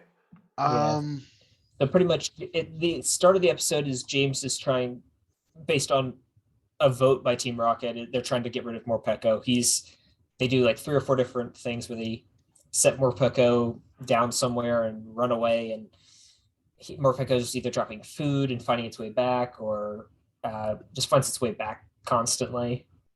So yeah. I was really wondering what were those food pellets, because he gave one to James and he was like, "Oh my god, this was delicious!" Like what were they? I don't know what they were specifically, but I know since it charged it with electricity, that somehow makes it good. I just want to know how he had all of those to be able to simultaneously eat one and drop one on the ground, and he just never seemed to run out. Because in my mind, if you keep having a problem of like being hungry and being angry because you're hungry, eat whatever that is in your pocket that just doesn't seem to run out. Because, bro, you had a bunch of them. But I will say my big gripe with this episode, because it was a great episode. I think it was, even as it not being a main plot episode, it was still great because it told a story that we've been trying to tell for a few episodes now. But my biggest concern is the fact that it played on the quote unquote comedic drama trope of like, oh no, my pet is really bad and he's giving me minor inconveniences in my life, which starvation is not a minor inconvenience, but still. He's making things so difficult. I'm going to get rid of him. But oh no, now that I've gotten rid of him, I miss him so much. Please come back to me. I want you, even though you make my life inconvenient. Which is exactly why, in my opinion, it was perfect that James was the one to be the one who did it. Right. Yeah. And I feel like that trope is overdone whenever they introduce new like characters, or new side Pokemon or like side people. That I feel like that trope is just a little overused. That's my only thing. Like I still think it was a great episode. James showing that he cared after the Morpeko did end up disappearing, like that was really good. And it actually like it kind of tugged on my heartstring a little bit. I was like, oh James, you wholesome bastard. I love you. Yeah, and but the one thing is, while they use the little gotcha machine this episode, and they don't get the strong, they get a Zigzagoon and a Natu. That you can't win them all, I guess. But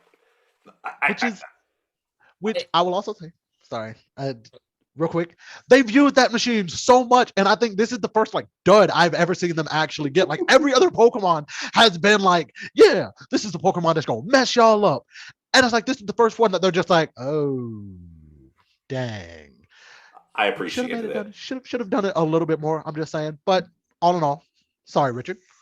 So we've talked about this before, especially in the first like 4 series of the of Pokemon. Jesse and James's relationship with their Pokemon was one of like the best parts of Team Rocket. It was one of my favorite episodes. It with Arbok and Weezing is still one of my favorite episodes in advance. I will never not cry watching that episode. They truly care for their Pokemon, especially in the early series. And I think even in some of the later series, they show that as well. This series up until now has pretty much gotten rid of that. And that's the most annoying part I found with Team Rocket. It's why I don't care about Team Rocket in these episodes as much as I did. It's like, they're going to send out some random Pokemon that I don't care about, that they don't care about. True. But I'm glad they're finally seemingly fixing it. They could always make it worse, but they're seemingly fixing it. And I just gotta say, poor Marnie. She doesn't have a Morpeko at this point. She's not in the series at this point either, technically, but we'll get to that later. Also, there's one tiny little thing we missed about the Sobble Drizzile episode that I just want to touch on super quick. Oh, okay. Ash and Go get interviewed, and they're called 10-year-old research fellows. Next episode. Well, that's what they've been this entire series. No, listen. 10-year-old research fellows. Next. Okay. Because I know how much you hate that they're still 10. Yeah. Okay. So, leaping towards the dream. Or toward the dream, sorry. This was this was another Project Mew episode? Yep. This was the first, central episode of that being the theme. Okay. Alolan Ninetales. Mm-hmm. Where do we begin? So Go gets an email saying, hey, go to Mount Coronet in the Sinnoh region because Professor Oak said you wanted to be here. And Ash, of course, decides to say, oh, I'll go too because the series can't have an episode without me because I'm the best, apparently. But he goes off and he helps them. They see Gary for like half a second and he's his usual charming, loving self. Often it makes you go angry, but they go inside of the base and they go and talk to some people and they Amaranth? That's his name. Yes, Amaranth. Yep, that was he's the guy in charge. He's the leader of Project Mew. And this other girl named Danica, who's kind of cold and serious, is kind of saying, this is your mission. This is what you have to do. You basically do what you can. And go immediately. And Ash says, well, can I help? And Danica says, well, teamwork's part of it, so I'll allow it. And which up to this point, they've made a note of talking about how little Go is used to working in a team and how he's really just kind of like, I don't necessarily need other people. Like me and my Pokemon are enough and we'll be fine. So I think it is a good point that she made a point to say, you need teamwork in order to do these missions. Yeah. You have to fight and do as a team. I like that. Because this mission is dangerous. Meanwhile, nobody ever brought up, what if we die? Like, we didn't sign any waivers or anything, so it's just, nothing? You understood the risk when you accepted the mission, so... Okay. Good luck! Yeah, but basically, they go through the mission, things get kind of dangerous, but they get saved by someone named Quillen? Yeah, I think it's Quillen. Who once again is kind of cold and serious and basically saying, I saved you guys. You can't do this. Go home. And of course they're like, no, we can still do it. We can still help Ninetales and save the day and everything like that. And then Quillen said the one line, he was probably the most logical person out of this entire thing. This man literally looks both of them in their face and goes, How are y'all gonna find Ninetales? Y'all have no information, no clues, no data. How are y'all gonna find him? And I will say one of my biggest problems with that and with this entire episode is the fact that they literally just pulled they pulled some shit out their ass, which to be fair, they did the same thing with Gary's episode because Gary was like, "Oh, I don't really know where he's gonna be, but based on the fact that this looks kind of like that, we're gonna go with it." So plot armor, bitches. Also, Reggie shows up, We're not gonna talk. I'm not gonna which get I'm angry kind about of it. like. I'm I not gonna mean, get angry about it. it's an icy snowy terrain. I'm guess I can live with it, but I mean, it's not like Go caught it or anything, so I guess I can't be too upset. And Exactly. Quillen uses an Urshifu. My thing is like he basically one shots it. He basically one Well, shot a legendary Pokemon. it's single strike mode. It's single strike mode, so that's And a kind of its legendary. emphasis. But he didn't use a super effective. Is It's it a dark fighting. type move? I It's thought a it was a dark fighting type move. Oh, okay. Well, I mean, but still, it's a legendary. That's my whole thing. Legendary Pokemon, I don't care what they're hit with, they should not be getting hit and hurt the same way that regular Pokemon would as legendaries. You are basically fighting minor deities. Why are they getting put down by everyday average Joe Blow person that we have literally never seen before this episode? Why is it one-shotting a legendary Pokemon? That's all I'm saying. Like, that would be like if I used, and I know there's somebody who played the Pokemon game that's going to say something about this in the comments, but that is basically like if I used Bidoof to take down Arceus in a one-shot move. There are one-shot moves, to be fair. But basically, they get back and they're like, "Oh, well, what did we pass?" And they basically say, "Yeah, that wasn't really a trial mission." And Danica's kind of joking about it. I'm just like, "So we could have died for that, but cool." And basically, it kind of just reaffirms Go's stance. Like, I will still want to be part of Project Mu, etc., etc. I liked this episode. I liked it. Yeah, it's interesting, and but it goes into that trope that Jay talked about earlier, which was how to put it, that all the Pokemon Go wants to help always have a human connection of some kind of why it's in pain. This time it's Pokemon poachers pretty much captured it in Alola and are transporting it somewhere and it breaks out. To be fair, I don't like humans either, so I can't really blame these Pokemon. True, but it's always the same thing. I'm not disagreeing with that. I'm just kind of at the point where it's like there's not a whole lot more I can say to that. Which is what's the next episode? Oh God, I know the next episode. Everybody doing the underground. You know, you talked about tropes you don't like. I'm gonna get to one I don't like, and I've mentioned on this channel before. And I think I know exactly what one. I talked about I had a rant about it last time. I'm gonna try not to have a rant about it this time. But what's the synopsis? Pretty much, Ash, Go, and Chloe travel to Driftville after hearing about Clink and are surprised in a cave by Team Rocket. Oh no! Yeah, but they also talk about the evolution of Clink, and they just make up some bull crap. Clink, right. like. This series is gonna kill me. It's so stupid. They spend 45 seconds to a minute and a half with this joke, and it's the dumbest thing. But they keep saying it. Click, like. The worst part is that's not even what I was referencing. What I hated we get into that. But basically, they show up and they're like, "Oh, well, guess we came here for nothing." But rather than end the episode early and give everybody the day off, but we're not so lucky. But basically, there's a hole in the ground nearby because I guess Grookey and Eevee are masochists, and they just go down it basically. The trainers jump down too, and Team Rocket are like, "Oh, well, guess we can go down and catch them." And Team Rocket, not being completely stupid, say, "Hey, Wobbuffet, you stay out here with a net, I guess, and just try and catch them."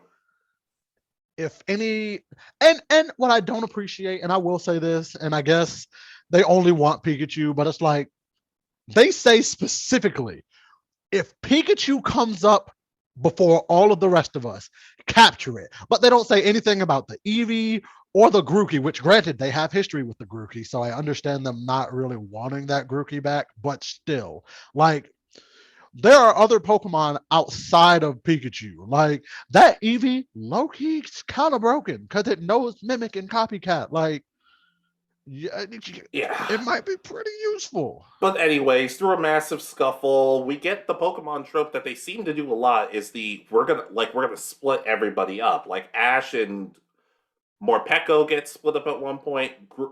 Pikachu and Go, Chloe and Meowth, and Jesse, James, and Eevee, which was probably my favorite out of all of them. Just based on moments we'll get into in a little bit.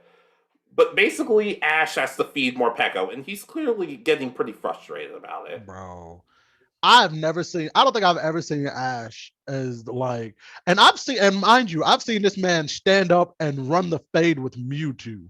I don't think I've ever seen this man get put out by a Pokemon as much as he got put out by Morpeko. Like, yeah. Morpeko came in and was like, I'm the boss. You were going to listen to me, damn it. And yeah. And sadly, we also learned that Pikachu can be just as stupid as Ash because there's a Seismitoad they're fighting, and Go's like, okay, Pikachu use, and Pikachu just starts using Thunderbolt. And as we all know, Seismitoad is part ground, so it doesn't work. And I just wanted to go and just be like, Pikachu, stupidity isn't a virus, but it sure is spreading like one. But one of the most annoying parts is, from my understanding, Ash has a Seismitoad. He has a Palpitoad. I don't know if he has a Seismitoad, but he has a Palpitoad. Okay, but he has that branch, so you would think Pikachu would be like, "Oh yeah, I battled as a partner with this Pokemon before." No, and the whole time, Jesse and James are saying, "Well, Meowth's not around, so let's make Eevee a member of Team Rocket." And they even do a pose at the end, and Eevee's actually into it the whole time. So I'm thinking, this Eevee is secretly evil. It has to be, because it's going along a little too much with all this crap. Which, that's something he mentioned. Like, for some reason, I still don't completely get it. Jesse and Meowth have been like arguing the whole episode, leading back to that whole cling clang a lang a lang a lang a lang thing. They've just been arguing the whole episode. Meowth with Chloe was basically like, "Oh my god, she's so nice to me." Oh, I didn't. This came across as kind of creepy for me. And you want to know the worst part? Apparently, if we watch the Japanese version, it's creepier. Oh, of course it is. So basically, Chloe's all like, "Well, you should be nice to your friends and everything, and all this other stuff." And meanwhile, this is like the first time Meowth has ever gotten through the story of how can he talk. It's like, "Oh, I liked somebody, and so I learned how to talk." Though to be fair, he's a lot shorter about it this time, so I guess I got to give him credit for that.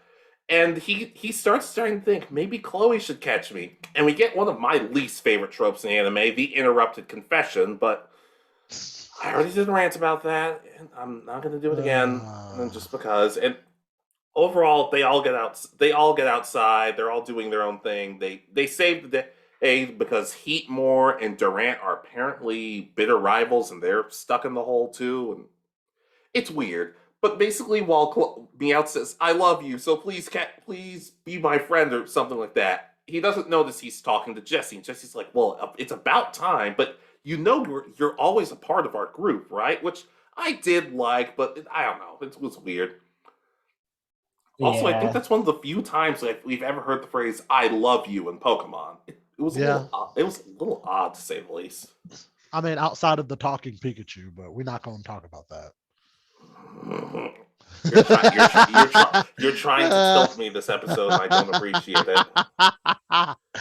Only a little bit. Yeah. I don't like this episode that much. Yeah.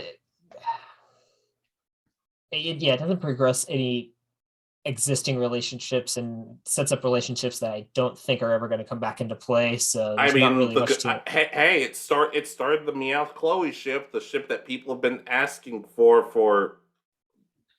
Let's move on. Let's move on. Can we skip this episode? What was the next episode? Grabbing the brass ring. So this one is the God, what's this Pokemon called again? The Phalanx episode. I hated Ash and Go in this episode. I'm going to be honest. I hated them in this episode. They were so obnoxious. This whole episode was just pointless, like honestly. Mhm.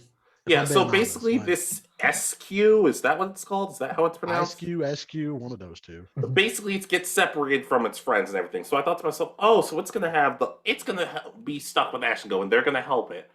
And it turns out that's not really completely what happens. And Yeah, but It was terrible.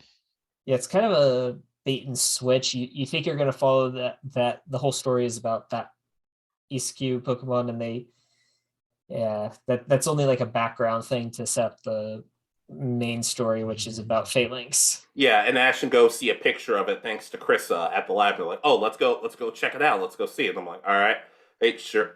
So they get to Galar, which I should be excited about, but I'm just not excited about it anymore because they're never going to focus on it that long.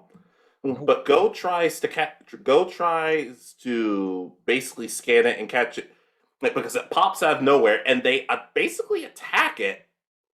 And I'm thinking to myself, guys, maybe you should apologize for something because clearly this is your fault. This is Kind of a dick move, you guys. yeah, and SQ is running around and it trips and it magically just ends up away from the glaciers and everything, and its ice cube melts. Damn, global warming really exists in the Pokemon universe. That sucks.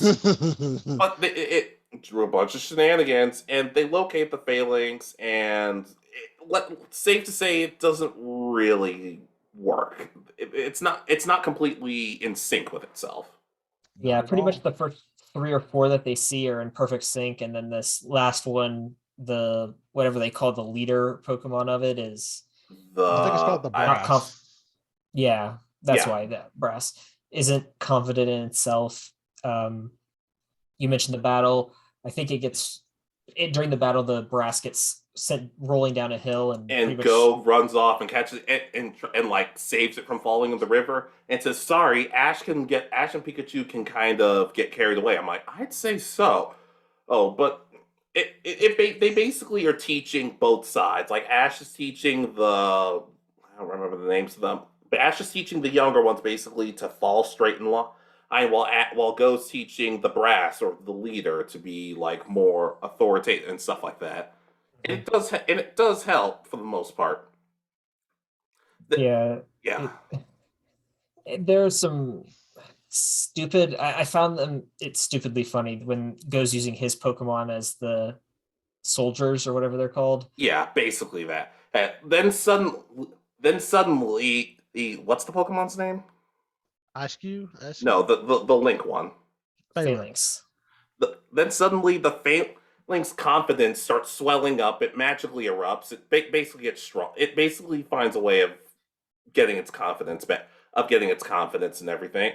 And they run into the SQ, who's minding its own business, and they basically attack it. Mhm. They didn't even try and help it out. That just bothered me. It's because it was never supposed to be the main story. I know, but then as it runs off because the glass on its head shatters. I don't know. I just felt bad for this thing more than anything. Yeah.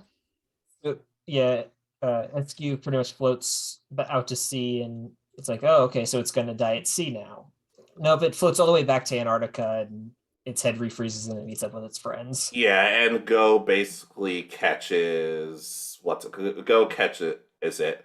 But like I said, I at least appreciate that there are actual he's actually helping them out rather than just saying mine. Mhm. Which I will say, it kind of feels like he could do that in the opposite direction. Like he could catch it first, then try to help it. But hey, I'm not the guy who's trying to catch and research every Pokemon. I would more or less be a trainer / cook, but Yeah, that poor SQ though, in the countryside and the far and wide, the isolation just got it again. But overall, just not. It's not a very good episode, in my opinion. I hope you Yeah. understand the references I'm doing in this when I'm saying this stuff. Anyways, what's the next episode? So we're now down to the last 2. Should we combine these into one? Might I as say well. yes. I Might say as yes. well. All right, so it's Nightfall Nightmares and Midsummer Night's Light are the 2 final episodes of this part. Should we get our stuff out of the way? Because I know Toonz said he wanted to say a lot about this. What did you think about this, Richard? It was a fine ending, 2-parter. I felt. But yeah, that's the key word. Fine. It was okay. Like not horrible, but not like fantastic. Yeah. Do you, before you go, Toonz, do you want me to do a synopsis of the episodes? Please, yes. Oh, All right. So it starts out with Ashton Go pretty much being told that there's a couple cities in Sinnoh, yeah, sorry, God, that are all of a sudden having nothing but nightmares and people are having trouble sleeping. And my thought process would be, well, that's their problem, not mine. Yeah. Oh, it's at some point it cuts and it turns out Team Rocket's attacking Lunala as a big part of the starting. It's attacking Cresselia, but it's not. It's not our Team Rocket. It's the Grunts and what's her name? The like secretary for Giovanni. Yeah, Matori, that's her name. Even though I don't remember them ever saying it, but whatever. But basically, Ash and Go are basically saying, oh, well, people are having nightmares. It must be Darkrai or something like that. Like that. Not the worst place to start. Or like it's not a horrible theory or anything, but they basically decide we have to go to Sinnoh. We have to go to Sinnoh, and fix this. All of a sudden, Chloe's getting back from, I guess it's the end of the semester ceremony or something like that. Seems kind of odd that nobody went with her to like watch her or something like that, but whatever. And Chloe's basically saying, ooh, I want to go on vacation. Can't wait to go on vacation. And Toonz, I need you for this part. I'm going to need you for this part. Because the whole time her parents are like, oh, well, we got this other stuff. So it turns out Cerise is like, oh, well, I have to watch these eggs and make sure everything goes right. Not sure why Krissa and Ren couldn't do it, but whatever. And Chloe's basically yelling at them saying, no, but we said this. We said we'd be going on vacation. And a lot of people might be thinking, wow, Chloe, I really feel her anger and everything, and she's justified. Meanwhile, I'm thinking, man, I'm glad these are white parents because I could not say any of this to my parents without absolutely right. And for all it's worth, I will side with the people that are saying Chloe stood her ground. The parents are in the wrong because they took it because they had this vacation plan. But it's like, no, absolutely not. You're not about to say this to your parents and not get the smackety smack sent up to your room. And if you try it again, we're going to smack you again. Like, I am not one of your little friends. Right. And it's like, I know, oh, that's trauma. That's just the trauma speaking. No, that's respect, because what you're not going to do is talk to your parents like that when your parents already, like, as far as I can tell, Chloe wants for nothing in this universe. Chloe gets everything she wants. Anytime there's a problem, her parents are there to fix it. They do everything they can for her to make her life better. The one time she is slightly inconvenienced by the fact that they can't go on a family vacation, she loses her shit and tries to throw things off a bridge because she's so upset. Especially since they asked her brother, I think her brother's name is Parker or something like that, not like we would know or anything. It's just like, you still want to go, right? And Parker's like, I don't really care all that much. And I'm thinking, I'm starting to like this kid. He does not care about anything in the show. Like, I really don't care, I'm going to summer camp, and then I'm going to summer camp with my friends or something like that. But anyways, Chloe decides, fine, Evie and I will go on vacation ourselves. Not sure why Yamper wasn't invited, but okay. And she brings a lot of stuff, and her mom's like, maybe just lightly pack, because she basically has a lot of stuff, and it actually ends up being a kind of a strong foreshadowing for who she ends up meeting. But regardless, they get to Sinnoh and basically they get to Sinnoh. Yeah, so Ash and Go are pretty much just running around investigating. There's not much for them in the first episode, really. Yeah, and then of course we get to Chloe, who gets to Jubilife City, and they talk about, there's an upcoming contest in Eterna City, and there's an interview, and we see somebody familiar here in this interview. don't we, Richard? Yep, I don't remember her actual name. Johanna. Okay, Johanna, Dawn's mother. Dawn's mom, or Lucas's mom of the game, but we're not going to acknowledge him anytime soon. No, never. But basically, she's like, "Oh, a contest sounds interesting, so let's go, Evie." But Evie wants to walk there rather than take the bus. And in hindsight, Chloe was right. If they had just taken the bus, none of this whole rigmarole would have happened. But Not at all. they end up getting attacked by some Pokemon and just through some shenanigans. Of course, Ash and Go just don't seem to know what's going on. And our Team Rocket, get a call saying, "Hey, go catch one of these Pokemon." And they decide, oh, it's a legendary, so we got to get on that. Despite the fact they rarely ever catch regular Pokemon successfully, what makes them think legendary? Whatever. So I will say I want it to be noted that I love Team Rocket, but this moment in particular, I was like, yo, why are y'all about to jump and try to make things work just because this one particular time you actually get a mission from your boss? Like all the other time, y'all are running on your own word and being like, "Oh, this is gonna make the boss so happy." But it's like the one time y'all get a mission, y'all are just like, "Eh," and they have to be like, "No, this is words from Giovanni." So in their defense, the woman who gave them the orders, she's had a rivalry with Jessie the past couple of generations. So it's safe to say that Jessie wouldn't exactly be jumping at the chance to do it. Then again, to kind of counter my own point, if they're doing this for Giovanni doesn't hate them anymore. He actually thoroughly enjoys that they're still around. But whatever. But I was about to say going, Chloe. Chloe and Evie end up setting up camp, and they set a fire, and they're making stew and everything. Traditional Pokemon stew that Brock used to make. And all of a sudden, a familiar-looking Piplup shows up. A friggin' Piplup. And I mean, yo, this part right here, I was like, Chloe, I want you to yeet this Piplup into the freaking moon. What in the fuck are you doing? This Piplup comes up, don't know them, had never seen them before, just comes up and puts face first into the stew and is trying to eat it, burns his face as he should, and I'm just like, Chloe, fucking take this thing and yeet him as hard as you can, because what in the fuck are you doing? Yeah, like I said, I've never liked Piplup. I'd be the exact opposite. It would have been, okay, Piplup stew it is. I would have been okay with that, honestly.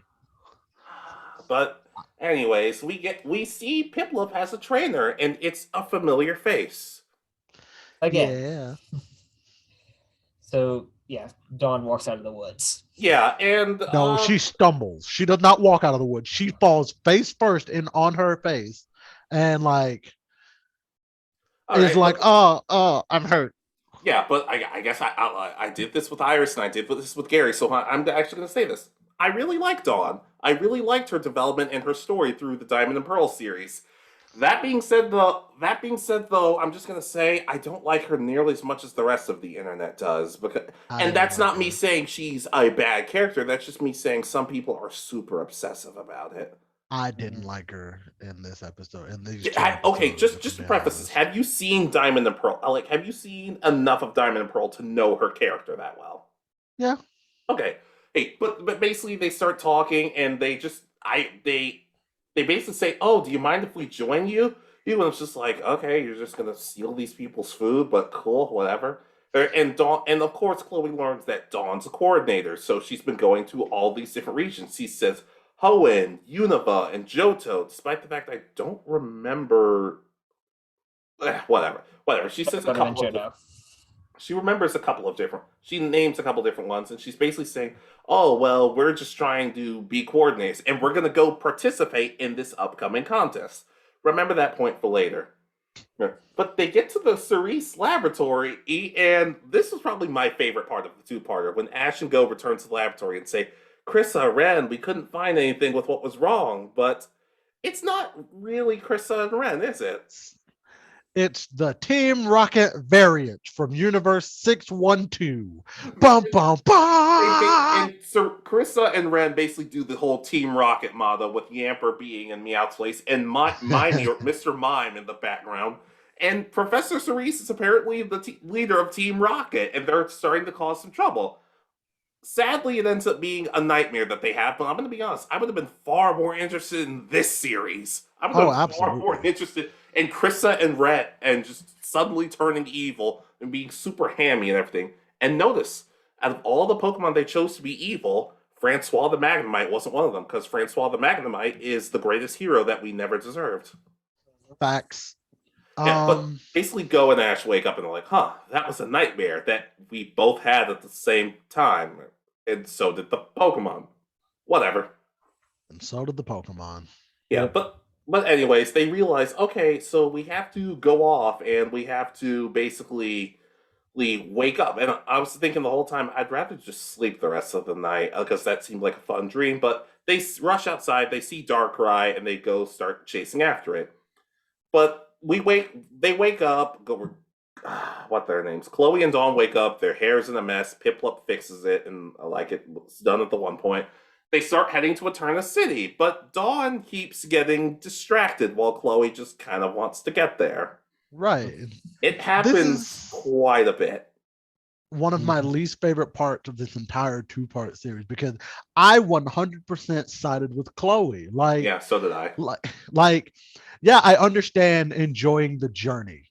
Get it? Pokemon journey. I understand enjoying the path it takes to get there. But it's like, y'all have been in this forest now, Chloe, I think 2 days now. Like, I can understand her wanting to get to civilization, to be able to actually do her hair, to be able to shower, to be able to relax, because I can't imagine sleeping on the ground 2 nights in a row would not feel that good. Yeah, not to mention, I guess the thing is, Dawn got distracted by a Badoo, and I'm like, Dawn, one of your rivals in Diamond and Pearl had a Badoo. You've clearly seen this before. Like, I if it was a shiny or something like that, I'd be like, okay, that's fine, whatever, that's cool. Overall, though, you talked about, you did mention how you were sad that Gary never said smell you later, correct?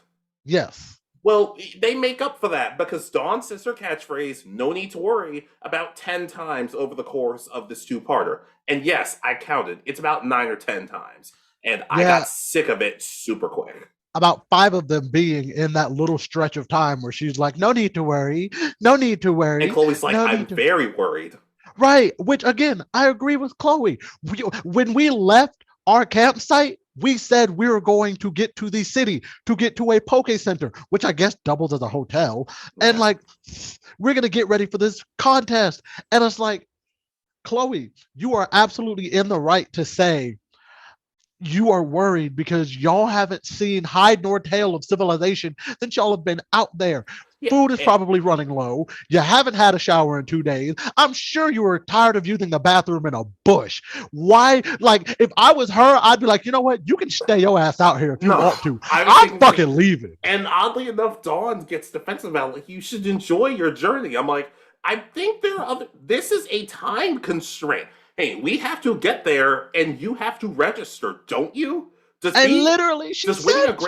winning a grand festival just mean nothing to you anymore, Dawn? But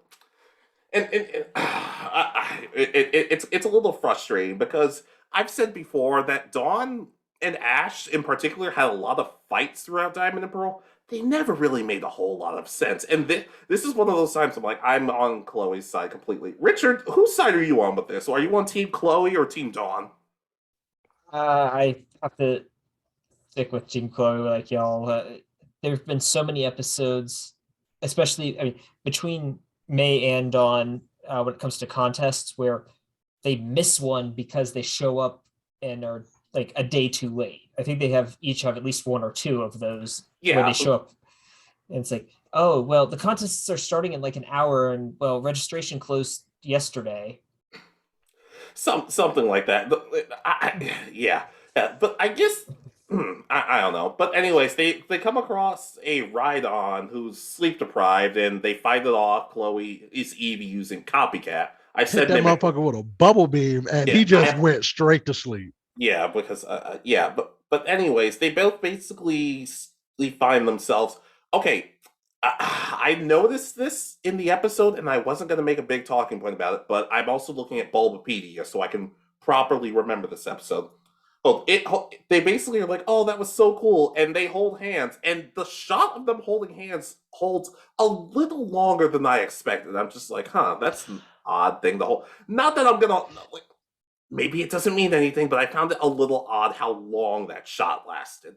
Same. Okay, so I definitely was like, "Oh, the internet is gonna have fun with this Oh, one." dude, I wish I could say. I wish I could say that's the case, but they're way too focused on Ash and Dawn at this point. I'm just like, okay, I don't care. I don't really care, guys. I'm sorry. We're not shippers Facts. necessarily. The Facts. the only ships I really care about are basically in the manga, but wow, that's another point for another day. But But basically, honestly, literally, my point on the whole ship thing, I don't care unless the show outright puts them in a position to the point of saying, like, yes, this guy has feelings for this girl or vice versa. I really don't care for ships, dude. Like it just let me enjoy the story. especially Pokemon. Pokemon just feels weird about it. Like Yu-Gi-Oh somehow does a better job about it. But regardless, they come across a since we're technically combining the episodes, they come across a Cresselia and it's injured basically, and they're doing their best to take care of it and heal it. Chloe in particular being the most vocal, like we need to do something to protect this Cresselia. We need to do something to help this Cresselia and everything.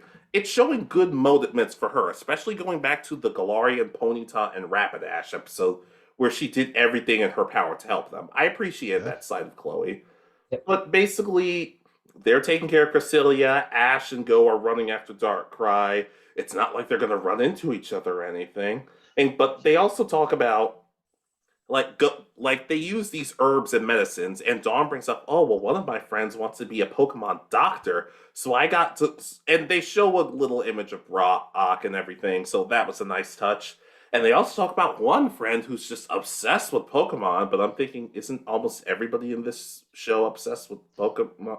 Whatever. No, And no, little do no. they know, they're both talking about Ash, and one of Richard's favorite tropes, Ash sneezes the second he's brought up.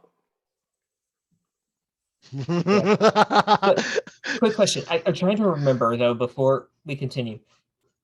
I thought that it wasn't brought up that Brock wanted to be a Pokemon doctor until he returned in Black and White. I didn't think it No. was.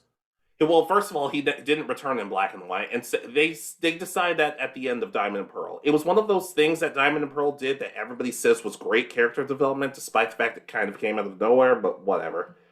And Chloe Okay. also learns that Joanna is Dawn's mom, yada yada yada. And Dawn basically tries to turn Chloe on to Pokemon contests, which I do like. It's Chloe learning other stuff to do with her life.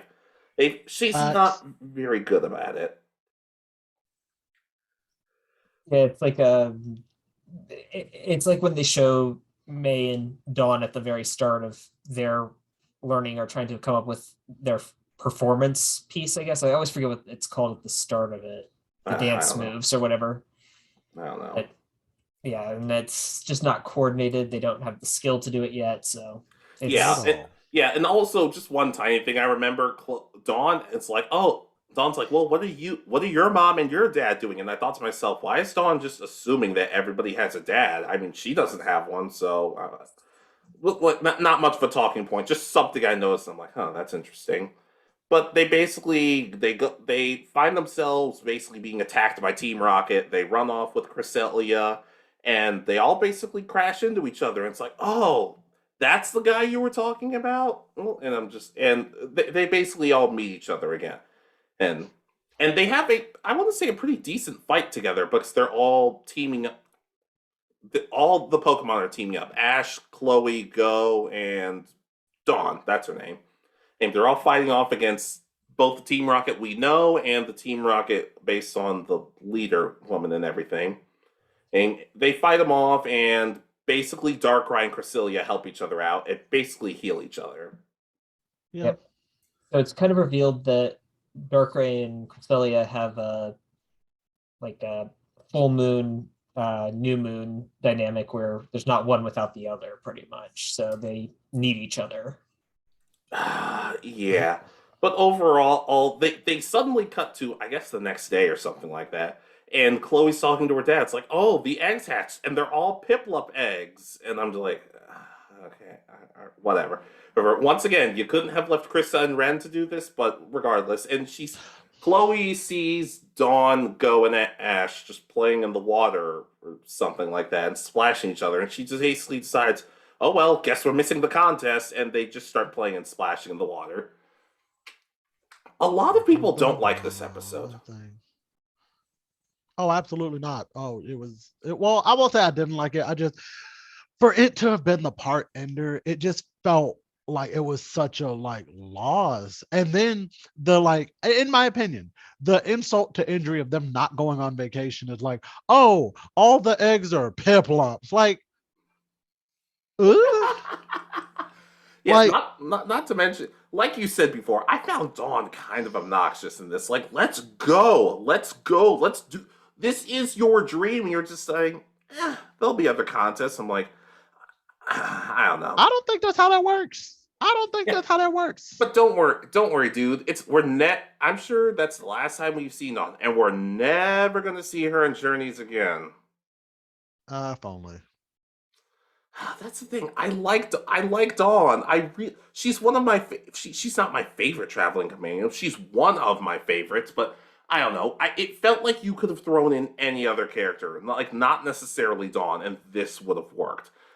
And I find it kind of hilarious because there are people who say, "Oh, well, I want Dawn to come back more." I'm like, okay, she's come back like 2 or 3 times already in Journeys, and then those same people complain after the episodes come out. It's like, we didn't get enough of. I'm like, the more you ask for it, the more disappointed you're going to be. Trust me, that's kind of how it works. But all I'm saying is, if Dawn's going to get this many returns, I hope other characters get to return this much. I mean, at this point, I'm sure we're going to see more of Gary. Yeah, like Richard, I've come around to you. I'm honestly with you in the sense of I want Lieutenant Surge back. I want him back doing stuff. I want to see what he looks like in his new art style and not a 10-foot monster of a human being. Nah, no, he's still a 10-foot monster, but it's just in this new art style. Oh, I kind of want to see that. Here's the thing. Obviously, not every character returning needs to be that impactful. You can have characters return in advance newer character stories, but I just don't want that to be Dawn a lot because she's gotten a couple of different episodes, as we're going to talk about at some point later, but I don't know if people are going to complain that much about her returning when they keep asking for it. I don't know, it feels hypocritical. My whole thing, and I'm going to say it, I feel like if they were to just actually give these side characters more like plot relevance, like Gary, and I'm sorry I keep bringing back him, but like he actually had a like direct part to do with the plot and what is going to move Go's story forward. We're not, to be honest, not probably going to get that much more story development out of Chloe because of her involvement with Dawn. Like, that's not going to happen. Like, yeah, we had these 2 episodes, but it's like, we're not going to be mentioning Dawn and that time they saw Cresselia 2 parts later. Like, it's not going to have that much bearing on it. Yeah, and like I said, more focus on Galar characters, but this wasn't a horrible episode by any means. But I do find it odd with how much we've said we don't really care for Iris that we all agree her episode was really good. But still not completely sure how I feel about her being champion, especially since they didn't really explain it all that well, like a side series or something like that. But I still liked it. Richard, what were your thoughts on this episode? Or episodes? I would have almost preferred, it would have been interesting had they been separated, like, okay, have the 2 chases be going on the opposite sides of Mount Coronet. So you have Chloe and Dawn going after, or trying to save Cresselia, and Ash and Go saving Darkrai on the other side. Don't have them meet up. Just... Here's the thing. I'm not sighing because I disagree with you. I'm not. I can understand. I can find a way to like your idea, but I know there are so many people who would be like foaming at the mouth for that. But I kind of like your idea, though. I just think give them more of a chance to just be together with this person and just see if they can develop chemistry between these characters. If not, you're done in 2 episodes and we don't have to bring it back. Although we've already said that, yes, we've been spoiled for parts and we know that Dawn will be back eventually. And another spoiler, apparently Sophocles is coming back. Hey! You good, Richard? It'll be my turn to rage on that episode. Oh god. Hey, we also learned Cassidy and Butch come back, who are on my list, but sadly, from what I've heard, the episode was not spectacular. Of course. Now I'm scared because I said I want May to come back, but I'm like, please don't ruin May with who knows? She has Pokemon Masters to fall back on, so who knows? But overall, I do agree with you, though. I wish that they were focusing more on the Galar people. Like some of the gym leaders from the games seem like they would be really interesting for Ash to meet, and especially if he had learned how the gyms are different in this. Yeah, world. like with crowds and everything. Well, crowds. Well, he has Gigantamax, but he hasn't used it since like the Gigantamax incident. Oh crap! I forgot about Gigantamaxing and Dynamaxing. I completely forgot about that. Most people do. Well, so we've seen, I think, 2 of the gym leaders I haven't been keeping track, and apparently we're set to see more. But I know that I think I've heard that of 2 that would be showing up later, but. Yeah, there just haven't been enough focus. And I know there's been now 2 games have come out since the Galar games came out, but overall though, like I said, I enjoyed this part. I enjoyed it more than I enjoyed the last one, but just because there was more relevance to the plot. There's some nitpicks aside, and like 1 or 2 episodes I just did not care about. But at the same time though, I enjoyed this. I'm trying to find a way to make my own fun with journeys, because sometimes it just doesn't do it for itself. Which is fair. Yeah, I think the parts are good. It's just, let's see if they continue to stay good.